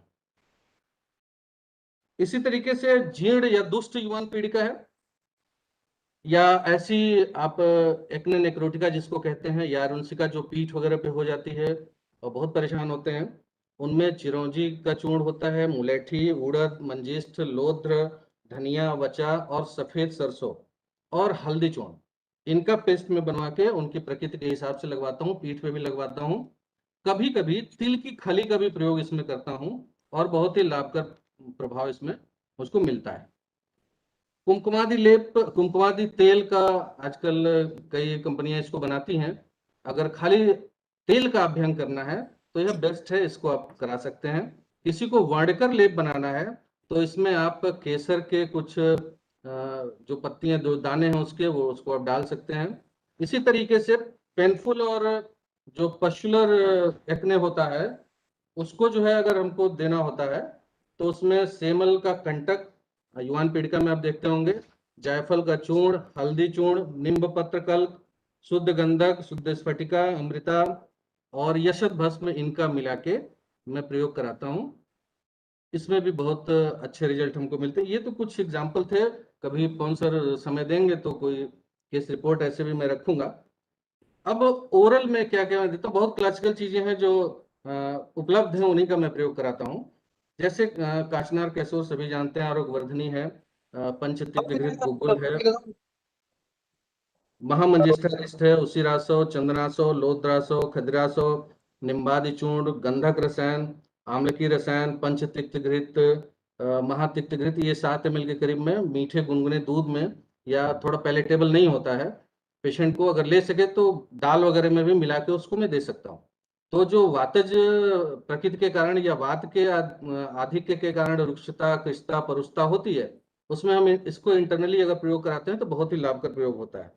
इसी तरीके से बस डर्मेटाइटिस बस sir sorry for interruption. 2 speaker आगे sir, 15 to 20 minutes sir, sorry for interruption sir. Okay sir, I conclude. और सिगरू गुगुल और दसमूल घनबटी का भी मैं प्रयोग कराता हूँ। ऐसे ही दद्रू अभी बहुत चैलेंजिंग एक डिजीज हो गई है, बहुत आसान सी बीमारी जिसको कभी गांव में लोग केरोसिन ऑयल वगैरह लगा के ठीक कर लेते थे। अभी मॉडर्न की एंटी फंगल, स्टेरॉइड, ये सब कोई रिस्पॉन्स नहीं कर रहे हैं, आपके पास मर ही जाएगा। सिंपल उसमें एडगज का जो लेप है उसको मट्ठे में भिगो के आप बनवाइए और उसका रिस्पॉन्स देखिए। या पेशेंट टॉयलेट कर लेता है तो तुवरक के तेल या सिद्धार्थक लेप, कोई अभी कई कंपनियां उसको बनाने लगी हैं, नहीं तो चरक के कुष्ठ प्रकरण में है उसको आप बना सकते हैं। इसको ओरल भी दे सकते हैं, इंटरनली भी दे सकते हैं और एप्लीकेशन भी दे सकते हैं। इसी तरीके से विचर्चिका वगैरह में मैंने मनशिलादि लेप, थादि योग और सिद्धार्थक लेप, इनका प्रयोग कराया है। सोरियासिस में भी, सोरियासिस में 2-3 बातें मैं स्पष्ट कर दूं। मेरा जो अपना सोचना है, सोरियासिस में जितना ही आप लीजन को मॉइस्ट रखते हैं, जितना ही मॉइस्चराइज रखते हैं, उतनी ही जल्दी वो, क्योंकि उसकी पैथोलॉजी आप जानते हैं, स्किन का जो शेड ऑफ टाइम है वो उसमें बहुत अर्ली हो जाता है।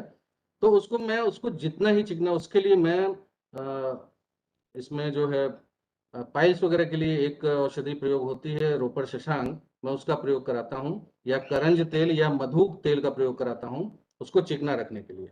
और कुटज पे आधारित बहुत सारे तेल अभी मार्केट में उपलब्ध हैं जिनका प्रयोग मैं उसके लिए कराता हूँ।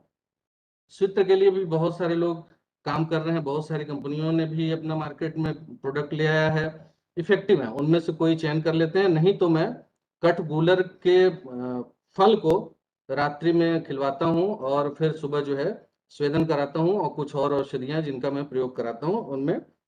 दूसरा, वमन विरेचन का सारे स्किन डिसऑर्डर में बहुत अच्छा रोल है। विरेचन बहुत आसानी से आप, एक क्लासिकल योग है जिसका मैं प्रयोग करता हूँ, अभ्यादि मोदक, उसका आप प्रयोग करा के आप लाभ ले सकते हैं। तो इस तरीके से जो हरी सब्जियां या जो रंगीन फल होते हैं खाने पीने में, उनका प्रयोग कराइए। और पपीता और केले का अगर घर में आता है कोई खाने के लिए, तो अगर कोई महिला है या कोई बच्चा है जो अपने स्किन की प्रॉब्लम, फेस की स्किन की प्रॉब्लम से परेशान, बोलिए उसी को आपको पेस्ट बना के रब करना है या मसाज करना है। तो इस तरीके से संक्षेप में मैंने अपनी बात रखी है।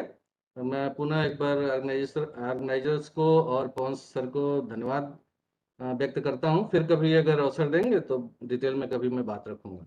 धन्यवाद। जरूर जरूर, बहुत सर, बहुत बहुत धन्यवाद, बहुत बहुत धन्यवाद।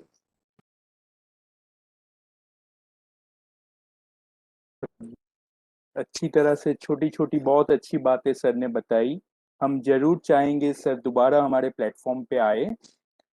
और अब हम लोग नेक्स्ट स्पीकर की तरफ, हमारे नेक्स्ट स्पीकर है doctor Vighna R Vyas. She is assistant professor in department of काय चिकित्सा, JS Ayurveda college, Nadiad, Gujarat. Ma'am has a very good academic records and is guiding many scholars today. She has international publication overseas in international seminars. She has published many research journals publications.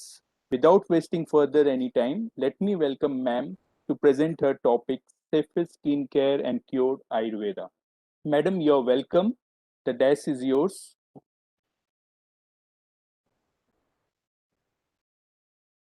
Madam, we cannot listen you.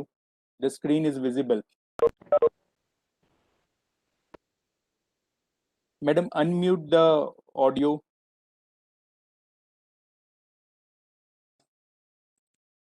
Hello?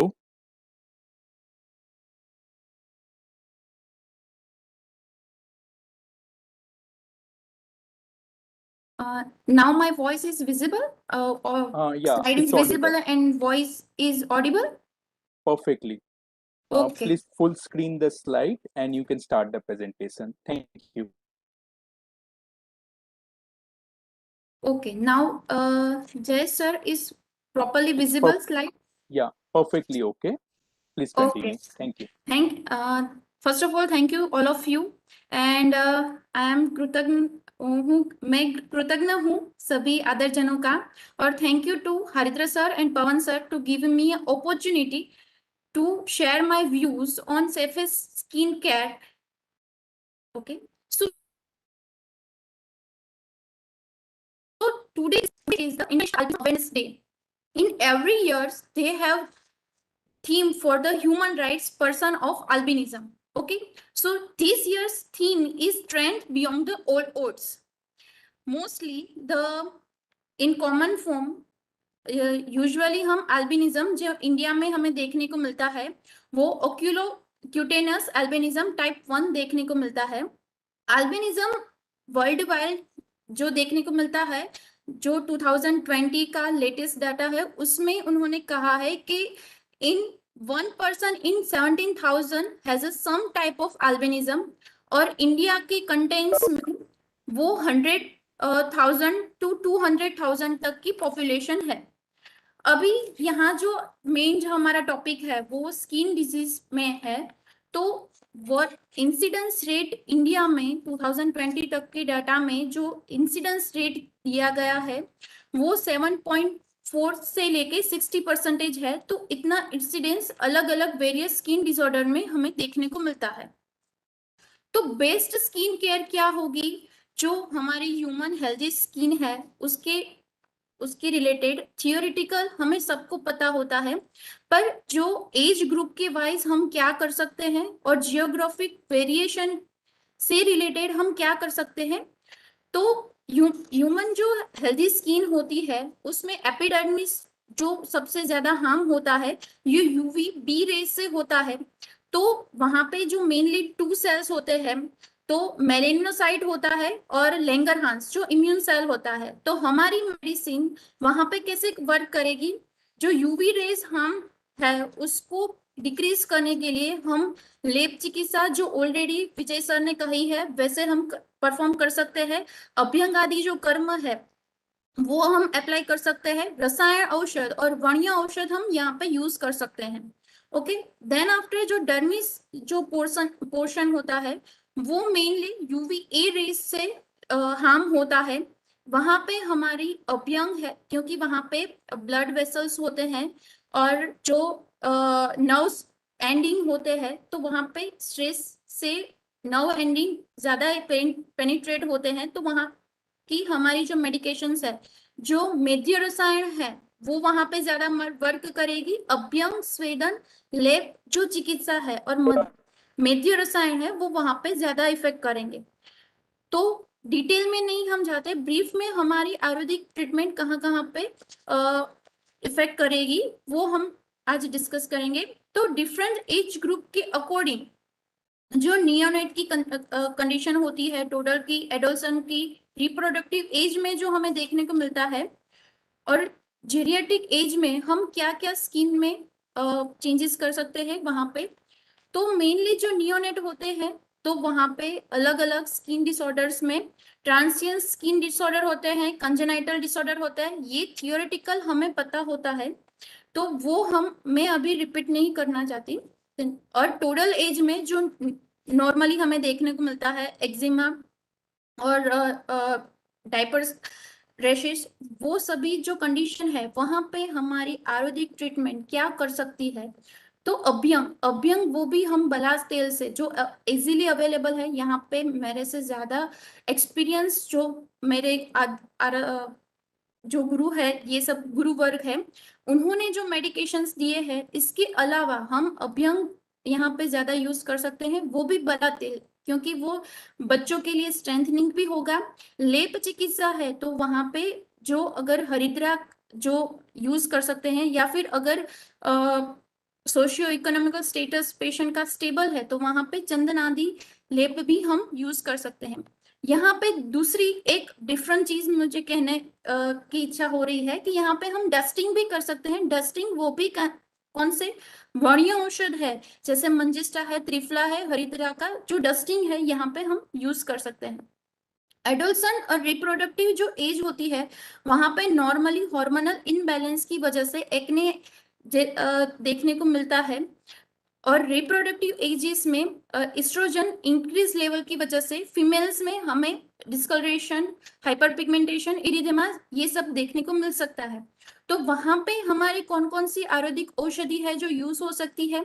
तो जात्यादि तेल है, बला तेल है, लेप में हम हरिद्रा का, चंदन का लेप और इसके साथ नींब का लेप हम वहां पे करवा सकते हैं पेशेंट के अकॉर्डिंग। और वहां पे अगर जो फंगल इंफेक्शन हो रहा है तो वहां पे नीम कल्प से डस्टिंग और नीम कल्प लेप भी हम करवा सकते हैं। ओरल मेडिकेशंस यहाँ पे ज्यादा प्रैक्टिशनरों ने जो भी इनलिस्ट की है, इसके अलावा कॉमनली हम जो हमारी हॉस्पिटल में यूज करते हैं वो केशर गुगलू और मंजिष्ठादिक्वात है। इसके साथ अगर इचिंग ज्यादा होती है तो हरिद्रा खंड ज्यादा एडवाइजेबल हमारे लिए रहता है। और जीरियाट्रिक एज में जो एजिंग की नॉर्मल प्रोसीजर होती है उसमें क्या यूजुअली हमें देखने को मिलता है, वहां पे रिंकल्स देखने को मिलती है, हाइपर केराटिनाइजेशन भी देखने को मिलता है, इसके साथ हाइपर पिगमेंटेशन देखने को मिलता है। तो वहां पे हम अभ्यंग से ज्यादा रिजल्ट ले सकते हैं और रसायन औषध से ज्यादा रिजल्ट ले सकते हैं। नॉर्मल एजिंग में ये बेनिफिशियल है, पर अभी जो रिसेंट एज जो एरा है उसमें फोटो एजिंग जो यूवी रेज से हार्मफुल केमिकल्स की वजह से और यूवी रेज की वजह से फोटो एजिंग नॉर्मली हमें देखने को मिलती है। तो वहां पे हम क्या क्या कर सकते हैं? तो हम जो फेस का जो पोर्शन है और क्लोथिंग का जो भी सन के एक्सपोजर में जो भी एरिया आ रहा है वहां पे हम कवर कर सकते हैं विजय सर ने जो कहा कि छत्रधारा एंड पगड़ी धारा जो आयुर्वेदिक क्लासिक्स में दिखने को मिलते हैं वो यहाँ पे ज्यादा बेनिफिशियल भी रहेंगे। इसके साथ जो रेडिएशन की वजह से, नॉर्मली क्या रेडिएशन की वजह से स्किन में इफेक्ट होती है, रेडनेस, देन ब्लैकनेस और बर्निंग देखने को मिलती है। तो वहां पे हमारी लेप चिकित्सा है जो प्रैक्टिकली, और जो प्रसाद सर ने कहा है जो भी एकल औषधि है, हरिद्रा है, तुलसी है, अश्वगंधा, मंजिष्ठा, ये सब हम यहाँ पे यूज कर सकते हैं। रसायन में हम आचार रसायन के अलावा, जो सर ने कहा नैमित्तिक रसायन, वो उसके अलावा नॉर्मली जो प्लांट हमें मिल सकते हैं जैसे भूमि आमल की चूर्ण है और ब्रह्म रसायन है, एजिंग के रिलेटेड च्यवनप्राश बेनिफिशियल है, ब्रह्म रसायन मोर बेनिफिशियल हो सकता है, जो हम यहाँ पे हमारी जो हॉस्पिटल है उसमें यूज करते हैं। देन आफ्टर स्नेहन कर्म के लिए अभ्यंग, जो अभ्यंग को स्ट्रेंथनिंग देने के लिए बला तेल, बहुत कम औषधि से भी हमें रिजल्ट मिल सकता है जो हम आईपीडी में हम देखने को मिलता है। तो स्ट्रेथनिंग के लिए हम बेसिकली बला तेल, सेंसिटिव स्किन है तो उसमें हम जात्यादी तेल ज्यादा यूज करते हैं। इचिंग, ड्राइनेस, वात की वृद्धि हो गई है तो वहां पे हम मेनली नारायण तेल यूज करते हैं। स्नेहपान, हाँ, एक्सटर्नली एज वेल इंटरनली भी स्नेहपान इंपॉर्टेंट है। स्नेहपान के लिए पंचतिक्त घृत है या फिर गोघृत भी पेशेंट को ओपीडी में एडवाइस कर सकते हैं। हम यूजुअली जो पेशेंट को 40 ml twice in a day patient को एडवाइस करते हैं, क्योंकि बेसिकली जो सेल की जो वॉल होती है वो मेनली लिपिड्स के फॉर्मेशन से होती है। तो जो लिपिड के लिए हमारा जो घृत प्रिपरेशन है कोई भी, और जो कॉमनली यूज है गोघृत, वो हम एडवाइस कर सकते हैं। तो डिफरेंट जियोग्राफिकल एरिया के अकॉर्डिंग हम पेशेंट को क्या क्या एडवाइस कर सकते हैं। यूजुअली जो हिली एरिया है, हिमालय का एरिया है, तो वहां पे ड्राई और कोल्ड एयर रहती है, तो वहां पे कोई भी लेप चिकित्सा के साथ हम रो मिल्क ऐड करने के लिए पेशेंट को एडवाइस कर सकते हैं, क्योंकि वहां पे ड्राइनेस ज्यादा होती है। देन आफ्टर जो सी एरिया है, वहां मॉइस्चर ज्यादा होता है एयर में, तो वहां पे हमारा सिंपल वाटर और रोज वाटर भी बेनिफिशियल रहता है। यहाँ पे एक ज्यादा अलग चीज में जो कहनी है कि जो साउथ में और कई जगह विभूति का यूज करते हैं स्किन पर लगाने के लिए, वो भी बेनिफिशियल है। वो यूजुअली जो काउ डंग ऐश से बना होता है विभूति, वो स्किन के लिए भी ज्यादा बेनिफिशियल है। इसके साथ जहाँ पे यूवी रेज ज्यादा होती है तो वहां पे स्किन को प्रोटेक्ट करने के लिए क्लोथिंग और कॉटन क्लोथिंग का ज्यादा यूज करना होता है। अभी अगर फैशन को ना देखते हुए अगर हम नॉर्मल पर्सन को भी स्किन कवर करने के लिए कहेंगे तो वो ज्यादा बेनिफिशियल रहेगा। इसके साथ आज अल्बिनिज्म डे है, तो उसमें हम क्या कर सकते हैं, तो उस पेशेंट को जिसको ऑलरेडी अल्बिनिज्म है, वो जेनेटिक डिसऑर्डर है, तो जेनेटिक पहले तो ये डिजीज जो हो रहा है उसको कट ऑफ करने के लिए हम पेशेंट के फादर मदर को स्किन प्रॉब्लम नहीं होगा, उसके बच्चे को हो सकता है अल्बिनिज्म, तो हम पंचकर्म जो जो भी फ्यूचर में चाइल्ड के लिए प्लान कर रहे हैं तो उनको पहले पंचकर्मा एडवाइस करेंगे, तो उससे जो जेनेटिक डिसऑर्डर है वो कम हो सकते हैं। यहाँ पे जो पेशेंट को अगर अल्बिनिज्म हो रहा है तो उसकी अगर आई भी इफेक्ट होती है मोस्टली केसेस में, तो उसमें हम यूवी रेज से प्रोटेक्ट करने के लिए गोगल्स एडवाइस कर सकते हैं और शालकी की जो दर्पण प्रोसीजर है वो करवा सकते हैं। तो यहाँ पे कई सारे जो प्रैक्टिशनर हमारे और आदरणीय गुरुजनों ने जो मेडिकेशंस दिए हैं वो हम यहाँ पे, जैसे प्रसाद सर, त्रिपाठी सर और जो अनय सर है उन्होंने, और विजय सर ने जो कहा है, इसके अलावा मेरा जो पॉइंट ऑफ व्यू है, तो अभ्यंग में हम जो मैंने तेल कहा है, बला तेल, नारायण तेल, वो यूज कर सकते हैं। स्वेदन में नींब पत्र स्वेदन करवा सकते हैं, क्योंकि एपिडर्मिस के अंदर ब्लड सर्कुलेशन होता है। अवगा स्वेदन, स्नान दैनिक कर्म में, दिनचर्या, ऋतुचर्या का पालन, लारा मंडप जो भी शेल्टर जगह है वहां पे बैठना, और सिटिंग नियर द फाउंटेन्स, ये सभी इंपॉर्टेंट रहेगा स्किन के लिए। और ये स्किन केयर और क्योर हो गई, पर प्रिवेंशन एस्पेक्ट से हम क्या कर सकते हैं, जैसे नियोनेट में जो फोटोथेरेपी हम देते हैं, अनबाउंड बिलीरुबिन बड़ा हुआ हो तब हम लेप करके पेशेंट को नियोनेट को फोटोथेरेपी देना एडवाइस कर सकते हैं, क्योंकि उसकी वजह से जो यूवीबी रेज जो डर्मिस को डैमेज कर रही होगी तो वो कम करेगी। तो ये औषध चिकित्सा के कई जो प्रिपरेशन है, इसके साथ पथ्य भी इम्पोर्टेंट है, क्योंकि वो जो गट ब्रेन थियरी हम कह सकते हैं उसमें मेन रोल पथ्य का रहता है। और पेशेंट का एजुकेशन, अगर पेशेंट को पता होगा कि एग्रीवेटिंग फैक्टर्स कौन से हैं, तो वो पेशेंट को जब ट्रीटमेंट दे रहे हैं तभी हम कह रहे हैं कि तुम आपको अगर सोराइसिस है तो विंटर में बढ़ेगा, आपको अगर एक्जिमा है तो वो मॉइस्ट और जो ह्यूमिड एटमॉस्फेयर है उसमें बढ़ेगा। उसके अलावा अगर स्मोकिंग और टोबैको कंजप्शन कर रहे हैं तो उस समय बढ़ेगा।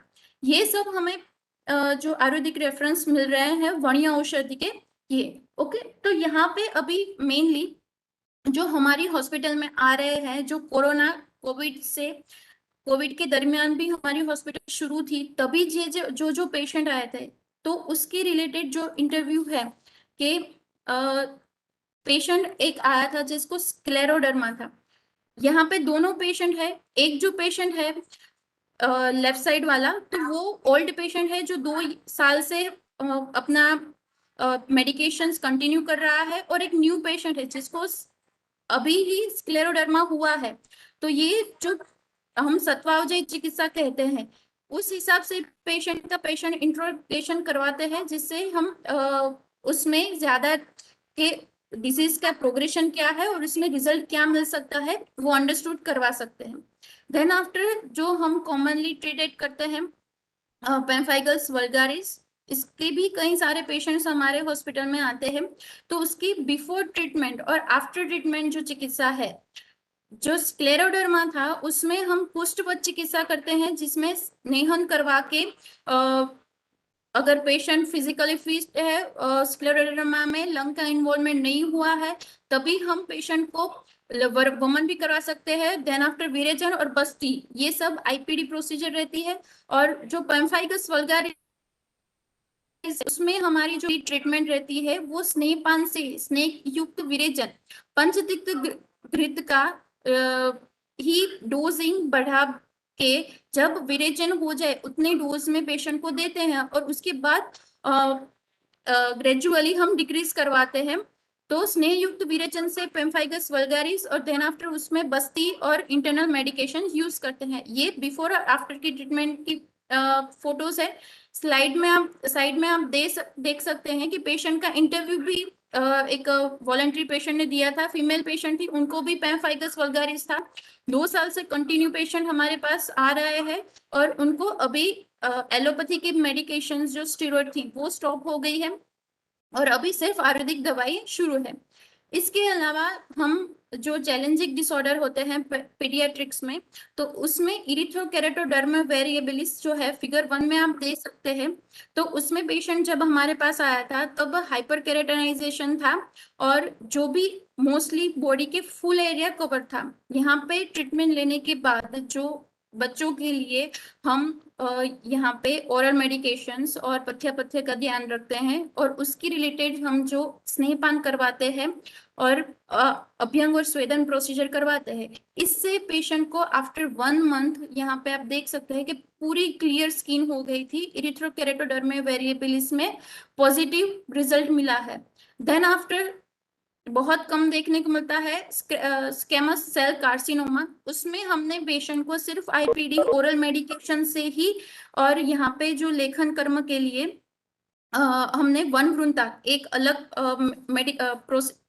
अलग ड्रग है जो हम यहाँ पे यूज किया था। वनवृंता मेनली जो है वो पोडोफाइलोटॉक्सिन जो होता है उसके कंटेंट में होता है, जो सेल डिवीजन को कम करता है। ये हमारे आयुर्वेदिक में विरेचन और लेखन दोनों कर्म करता है। तो ये हमने internally as well externally use किया था। ये हमें पूरे प्रिकॉशन में यूज करना होता है, क्योंकि उसका ओवरडोजेज पेशेंट को हार्मफुल होता है। उसकी वजह से पेशेंट को आईपीडी करके मेडिकेशन, और ये कार्सिनोमा है तो हीरक भस्म इंटरनली केशर मंजिष्ठा आरोग्य वर्धिनी दे के पेशेंट को पथ्य का और मेडिकेशन से ही हमें 1 मंथ में ये रिजल्ट मिला था। देन आफ्टर जो सोरियासिस के लिए बहुत सारे यहाँ पे पेशेंट्स आते हैं, तो ओपीडी लेवल पे as well as IPD level पे भी ट्रीटमेंट होती है। यहाँ पे जो ओरल मेडिकेशन मेनली हम यूज करते हैं कॉमनली केशर मंजिष्ठा, केशर गुगलू मंजिष्ठा के बाद जो यहाँ की फार्मेसी में प्रिपेयर होता है। उसके अलावा जो चरक सूत्र 7वें अध्याय के 70वां नंबर श्लोक है लेतक माक्षिक योग, उसकी हमने स्पेशली वटी बनाई थी और पेशेंट को दिए गए थे। जो 2 मंथ के गैप में हम बिफोर ट्रीटमेंट और आफ्टर ट्रीटमेंट देख सकते हैं कि लीजन भी कम हुआ है और स्प्रेडिंग जो डिजीज का प्रोग्रेशन है वो कम हुआ है। तो ऐसे ओपीडी के लेवल भी हम ट्रीटमेंट कर सकते हैं और एज वेल एज सोरासिस के आईपीडी ट्रीटमेंट है उसमें हम वमन विरेचन बोथ करवाते हैं। तो उसमें बिफोर एंड आफ्टर ट्रीटमेंट हमें ये सब रिजल्ट मिला है। ऐसे कई सारे जो चैलेंजिंग डिसऑर्डर है तो यहाँ पे आईपीडी होके और या फिर ओपीडी में ये सभी ट्रीटमेंट हम ट्रीट करते हैं। जो मैंने थोड़े केस शेयर किए हैं आपसे। Now not much take more time. Thank you all of you. Thank you JS team. Thank you Gupta sir. Thank you Sandhya ma'am. Thank you Manish sir. And thank you Haridra sir and Pawan sir. Now I am concluding my lecture. Thank you all. Excellent excellent. मुझे तो लगता है मैं 1.5 साल से आप लोगों से आयुर्वेद रियली सीख रहा हूँ। Really I am proud of all young generation. Excellent excellent excellent. Jayesh ji. Thank you, Vigna ma'am. बहुत अच्छा presentation with lots of clinical experiences and inputs. We would definitely like to have you in our future lecture webinar series. Thank you. Now, moving to the last lecture. Now, let's move to the final part of our web series today. Our last lecturer, our last speaker of the day is Dr. Vaibhav Lasmikute. Sir is from Pune. Sir has got Purva Ayurveda Clinic in Hadraspur, Pune, Maharashtra. Sir is a very good clinical practitioner and a very experienced practitioner and is very well known. Without wasting more time, let me welcome Sir to present his topic and bless us in this web series. Dr. Sir, you're Kote is welcome. also dermatologist, Ayurvedic dermatologist, and recently we have joined hands for Jhandu Ayurved Chikitsalaya at Pune. So I welcome him, Dr. Vijay Vaibhav Kote.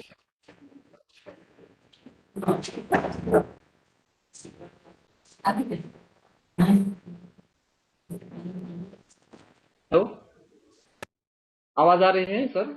हाँ sir, आ रही है, clear है, आप शुरू कर सकते हैं। Thank you. नमस्कार।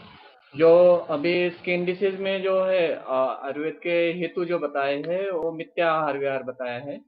तो मुझे प्रैक्टिस में जो हेतु मिले हैं मैं आपको बता देता हूँ। जो विरुद्ध आहार जो रहता है, फल और दूध एक साथ खाना, वो मैंने पेशेंट में पाया है। या किसी किसी को मच्छी जो है बहुत पसंद रहती है, हफ्ते में 3-4 बार वो मच्छी का सेवन करते हैं। तो उसके लिए हम जो हेतु विरुद्ध दवाई बोल सकते हैं तो क्रव्याद्रस हम इस्तेमाल कर सकते हैं। और जो किसी किसी को दही या दही के पदार्थ जो रहते हैं वो ज़्यादा पसंद रहते हैं, वो ज़्यादा खाते भी है। वैसे रोज़ बोले तो वो रोज़ भी खाते हैं। तो उनको वो दही स्टॉप करके दही का जो एंटीडोट रहता है शंख भस्म, वो शंख भस्म डायरेक्ट इस्तेमाल कर सकते हैं या शंखवटी भी इस्तेमाल कर सकते हैं। और कई कई पेशेंट में जो बेकरी के प्रोडक्ट जो मैदे के पदार्थ रहते हैं जो रहते हैं वो भी मिले हैं। उसके हिसाब से हम उनको जो अग्निकुमार रस जो है वो मैदे का डाइजेशन अच्छे तरह से करने के लिए इस्तेमाल कर सकते हैं और वो दीपक पाचक करके भी काम करते हैं। तो जो बाकी के जो दिनचर्या में जो पेशेंट के हित मिलते हैं वो देर से उठना, 8-9 बजे उठते हैं। वैसे पेशेंट को हम 6 बजे उठने के लिए कह सकते हैं। और रात को जो 11-12 बजे या 1-2 बजे भी लोग सोते हैं। कई लोग जो रहते हैं आईटी प्रोफेशनल रहते हैं और कई लोग जो है टाइम पास करके मोबाइल देखना या टीवी देखना ऐसा भी करते हैं। तो उनको वो सब छोड़ के वक्त पर सोना, वक्त पर खाना खाना वो बताना चाहिए। और जो कुष्ठ जो बताया है वो रक्त व स्रोतस का व्याधि बताया है, और रक्त व स्रोतस का जो मूल स्थान है वो यकृत और प्लीहा है। तो हमें जो दवाई देते वक्त कम से कम एक दवाई तो मेरे हिसाब से रक्त व स्रोतस का जो मूल स्थान है यकृत और प्लीहा पर काम करने के लिए देना चाहिए। जो और दूसरी जो बात है वो जो हमारी जो त्वचा जो रहती है रक्त से ही बनती है, जैसे दूध से साय जो तैयार होती है, वैसे जो चरक सुश्रुत ने कहा है कि वो रक्त से चमड़ी जो है वो बनती है।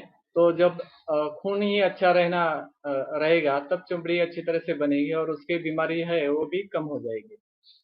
मैंने जो अभी प्रैक्टिस में 3-4 बीमारियां हैं जो हम एकदम गारंटेड कम कर सकते हैं, वो बता रहा हूँ। मेरा एक्सपीरियंस जो है वो जो शीत पित्त या उदर कोट जो है वो मेरे पेशेंट में जो मांसाहार जो है मच्छी, मटन या अंडा या दही ऐसे चीज खाने के बाद वो शीत पित्त जो है मेरे पास लेकर आए थे। तो उनको मैंने जो है आरोग्यवर्धिनी रस जो है वो यकृतपन काम करता है वो दिया था, और वो दीपक पाचक भी है, या आरोग्यवर्धिनी के सिवाय हम जो बाकी के जो दीपक पाचक है चित्रगादिवटी या शंखवती ऐसा भी इस्तेमाल कर सकते हैं। और जो लघुमालिनी वसंत उसमें मैं इस्तेमाल करता हूँ। उसमें जो मरीच है वो स्रोतस भेदन का काम करता है और प्रमाति भी है।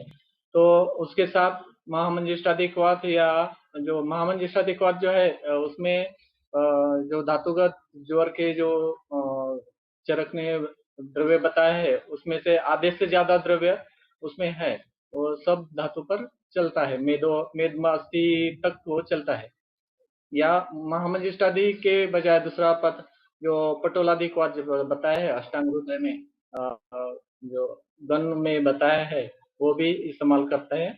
और उसके साथ जो गोक्षुरादिगोगोल या पुनर्नवासो जो ज्यादा का जो क्लेद रहता है जिससे खुजली ज्यादा बढ़ती है, ऐसा इसलिए वो दिया तो अधिक फायदा मिलता है और 2-3 दिन में वो रिजल्ट आना शुरू हो जाता है, और जो रिपीटेड भी नहीं होता है हेतु अच्छी तरह से संभाला। तो एक पेशेंट था वो बच्चा था ग्राउंड जो लॉन पर हर समय हर छुट्टी के समय इतवार के लिए जाता था, तभी वो सोमवार को मेरे यहाँ आता था जो शीत पित्त के लिए। तो 2-3 बार दवाई दी है और फिर रिपीटेड हो रहा है, इसलिए मैंने उनको पूछा क्या क्या करते हैं, कहाँ जाते हैं।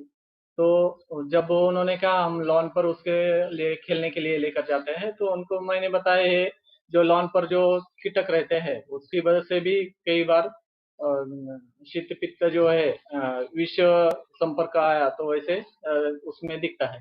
तो बंद करने उनको कहा लॉन पर खेलने दो लेकिन जो लेटने मत देना, वैसे कहा तो पेशेंट जो है अपने शीत पित्त लेकर नहीं आया। जो दूसरी बीमारी मैंने जो देखी है ज्यादा गारंटेड उससे रिजल्ट मिलता है, जो व्यंग रहता है चेहरे पर जो हाइपर पिगमेंटेशन होता है उसके लिए जो भी रक्त स्रोतस का ही व्याधि है, और उसमें यकृत पर काम करने के लिए हमने आरोग्यवर्धिनी दिया या फलत्रिकादि गूगल करके रहता है वो दिया, या उसका एक क्वाथ है फलत्रिकादिक्वाथ या त्रिफलिदिक्वाथ करके आता है वो दिया। और उसके साथ सारे वाद्यासो जो है वो पाचन भी करता है और वर्ण भी है, ऐसे करके दिया तो रिजल्ट अच्छी तरह से आता है। और उसके लिए ऊपर से लगाने के लिए जो कुमकुमादि तेल है मैं इस्तेमाल करता हूँ। और जो तीसरा जो है दद्रु करके रहता है, अब दद्रु जो है कफ पित्त का व्याधि है, लेकिन वो सभी मौसम में पेशेंट लेकर आ जाते हैं, धूप के दिनों में या बारिश के दिनों में ज्यादा लेकर आते हैं। तो उसके लिए जो है हम यकृत पर जाने वाली कौन सी भी दवाई दे सकते हैं, और उसमें नित्याहार विहार का जो भी हेतु मिला तो पाचन और दीपन करने वाला दवाई देकर जो दद्रुग्न आयुर्वेद में कहा है वो चक्रमर्द है, वो चक्रमर्द का बीज का चूर्ण करके हम खाने के लिए भी देते हैं और ऊपर से लगाने के लिए भी देते हैं, तो बहुत अच्छा रिजल्ट आता है। और उसके सिवाय जब बारिश में पेशेंट आया तो मैंने एक बार जो है वो शीघ्र त्वक जो रहता है उसका चूर्ण अभ्यंतर दिया था, तो उससे भी अच्छा तरह से रिजल्ट मिला। जो चरक सुश्रुतान में शीघ्र मूल जो है वो दद्रुग्न का है, और जो बारिश के लिए ये बारिश के मौसम में इसलिए दिया जो भी क्षार धर्म उसमें ज्यादा रहता है, तो वो बारिश के दिन में जो अम्ल धर्म बढ़ता है वो उसको काउंटर कर देता है, इसलिए उससे ये रिजल्ट भी अच्छी तरह से आया है। तो अभी सर ने विजय कुमार सर ने जो कहा था दिनचर्या में जो हम जो पित्त प्रकृति के लोग रहते हैं जिनको सुकुमारत्व ज्यादा रहता है, ऐसे पेशेंट को जो है छाता या पगड़ी इस्तेमाल करने के लिए बोल सकते हैं। तो मैंने उसका एक्सपीरियंस लिया, वो बहुत ही अच्छा है। जिनको मुंह से ज्यादा आते हैं या पीठ पर भी आता है तो हम जो पेशेंट को बोला सनस्क्रीन लगाओ, तो सिर्फ हम चेहरे पर लगा सकते हैं, पीठ पर नहीं या हाथ पर नहीं लगा सकते। हम उसके लिए छाता लेकर घूमने के लिए बोला, मतलब धूप में जब जाते हैं तब तो जो पीली फुंसी आती है वो बंद हो जाती है उससे, वो अच्छा रिजल्ट मैंने देखा है। अभी मेरा जो भी मैंने एक्सपीरियंस किया था वो आपको बता दिया। जो सभी आयोजकों का धन्यवाद। नमस्कार। बहुत बहुत धन्यवाद डॉक्टर वैभव कुटे, बहुत बहुत धन्यवाद। Before proceeding for concluding remarks to Dr. Ashok Kumar Debe, President Vishwa Ayurved Parishad, Bihar, I would like to invite Dr. Suhas Shetty, Professor and Head of the Department of Manovikriti Vigyan, Dr. Suhas Shetty from Karnataka. He is also attending. Dr. Suhas Shetty, am I audible to you? Doctor, yes. Sir, your opinion and valuable remarks on the session, please. You want me to speak, sir? Yes. Your valuable opinion and remarks on the session, and then we will proceed for Dr. Ashok Kumar Dubeji for concluding remarks. Very good evening to all of you. At the outset, let me thank the organizers for this wonderful initiative of celebrating Ayurveda every day. And we had a wonderful session today. I have been listening all the sessions, and each senior experienced gurus have shared their wisdom. And I think it was a wonderful session, and we wish to hear more from these learned faculties. I once again wish this initiative taken by Dr. Pawan Kumar ji very success. Thank you very much. Thank you, Dr. Suhas Shetty. Jayesh ji, concluding remarks के लिए आदरणीय doctor Ashok Kumar Dubey ji.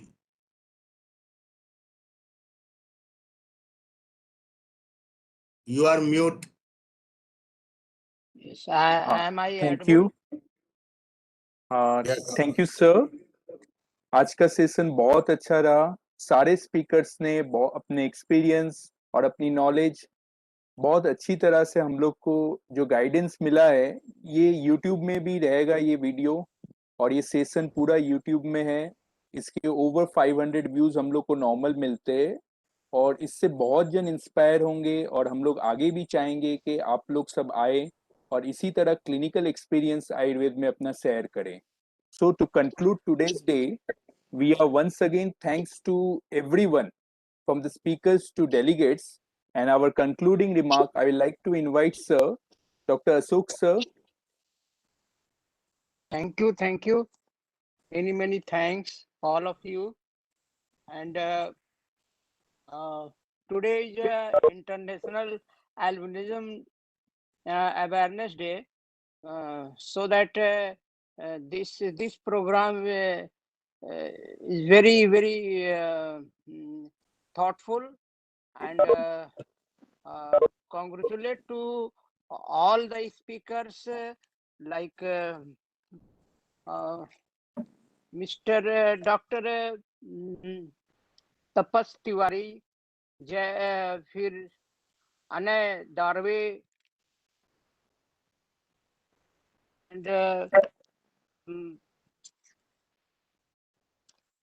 and Dr. Vijay Kumar Rai, Vign Vyasya, and Vasav Kute.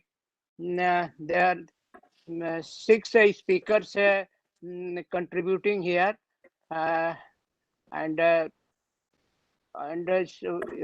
so many points deliver, like and Nidan to treatment, very useful to us for the treatment of skin diseases. There are so many skin diseases, means many lectures has created, and many observations like treatment. So all of candidates are contributing very fantastic, and many thanks to all of you. And lastly, Mr. Pawan Kumar Sharma, a lot of thanks to organize this seminar, and with many lot of thanks with folded hand to all the speakers. And I would like to say that may all our contributors will back and contribute in future in our webinar, and thanks to all of you. Thank you. Thank you. Excellent, Many sir. thanks. Excellent, sir. Excellent. Thank you. Thank you very much. We are meeting tomorrow at different topic: hematinics, natural hematinics, Raktavardhak Rasayan, where my dear friend Dr. Suhas Kumar Shetty will be the moderator. Please join tomorrow. Thank you very much. Hari Om. Sir, how can we find this in YouTube, sir? Independent Research Ethics Society. I will send the link to speakers. They can circulate that link. Thank you.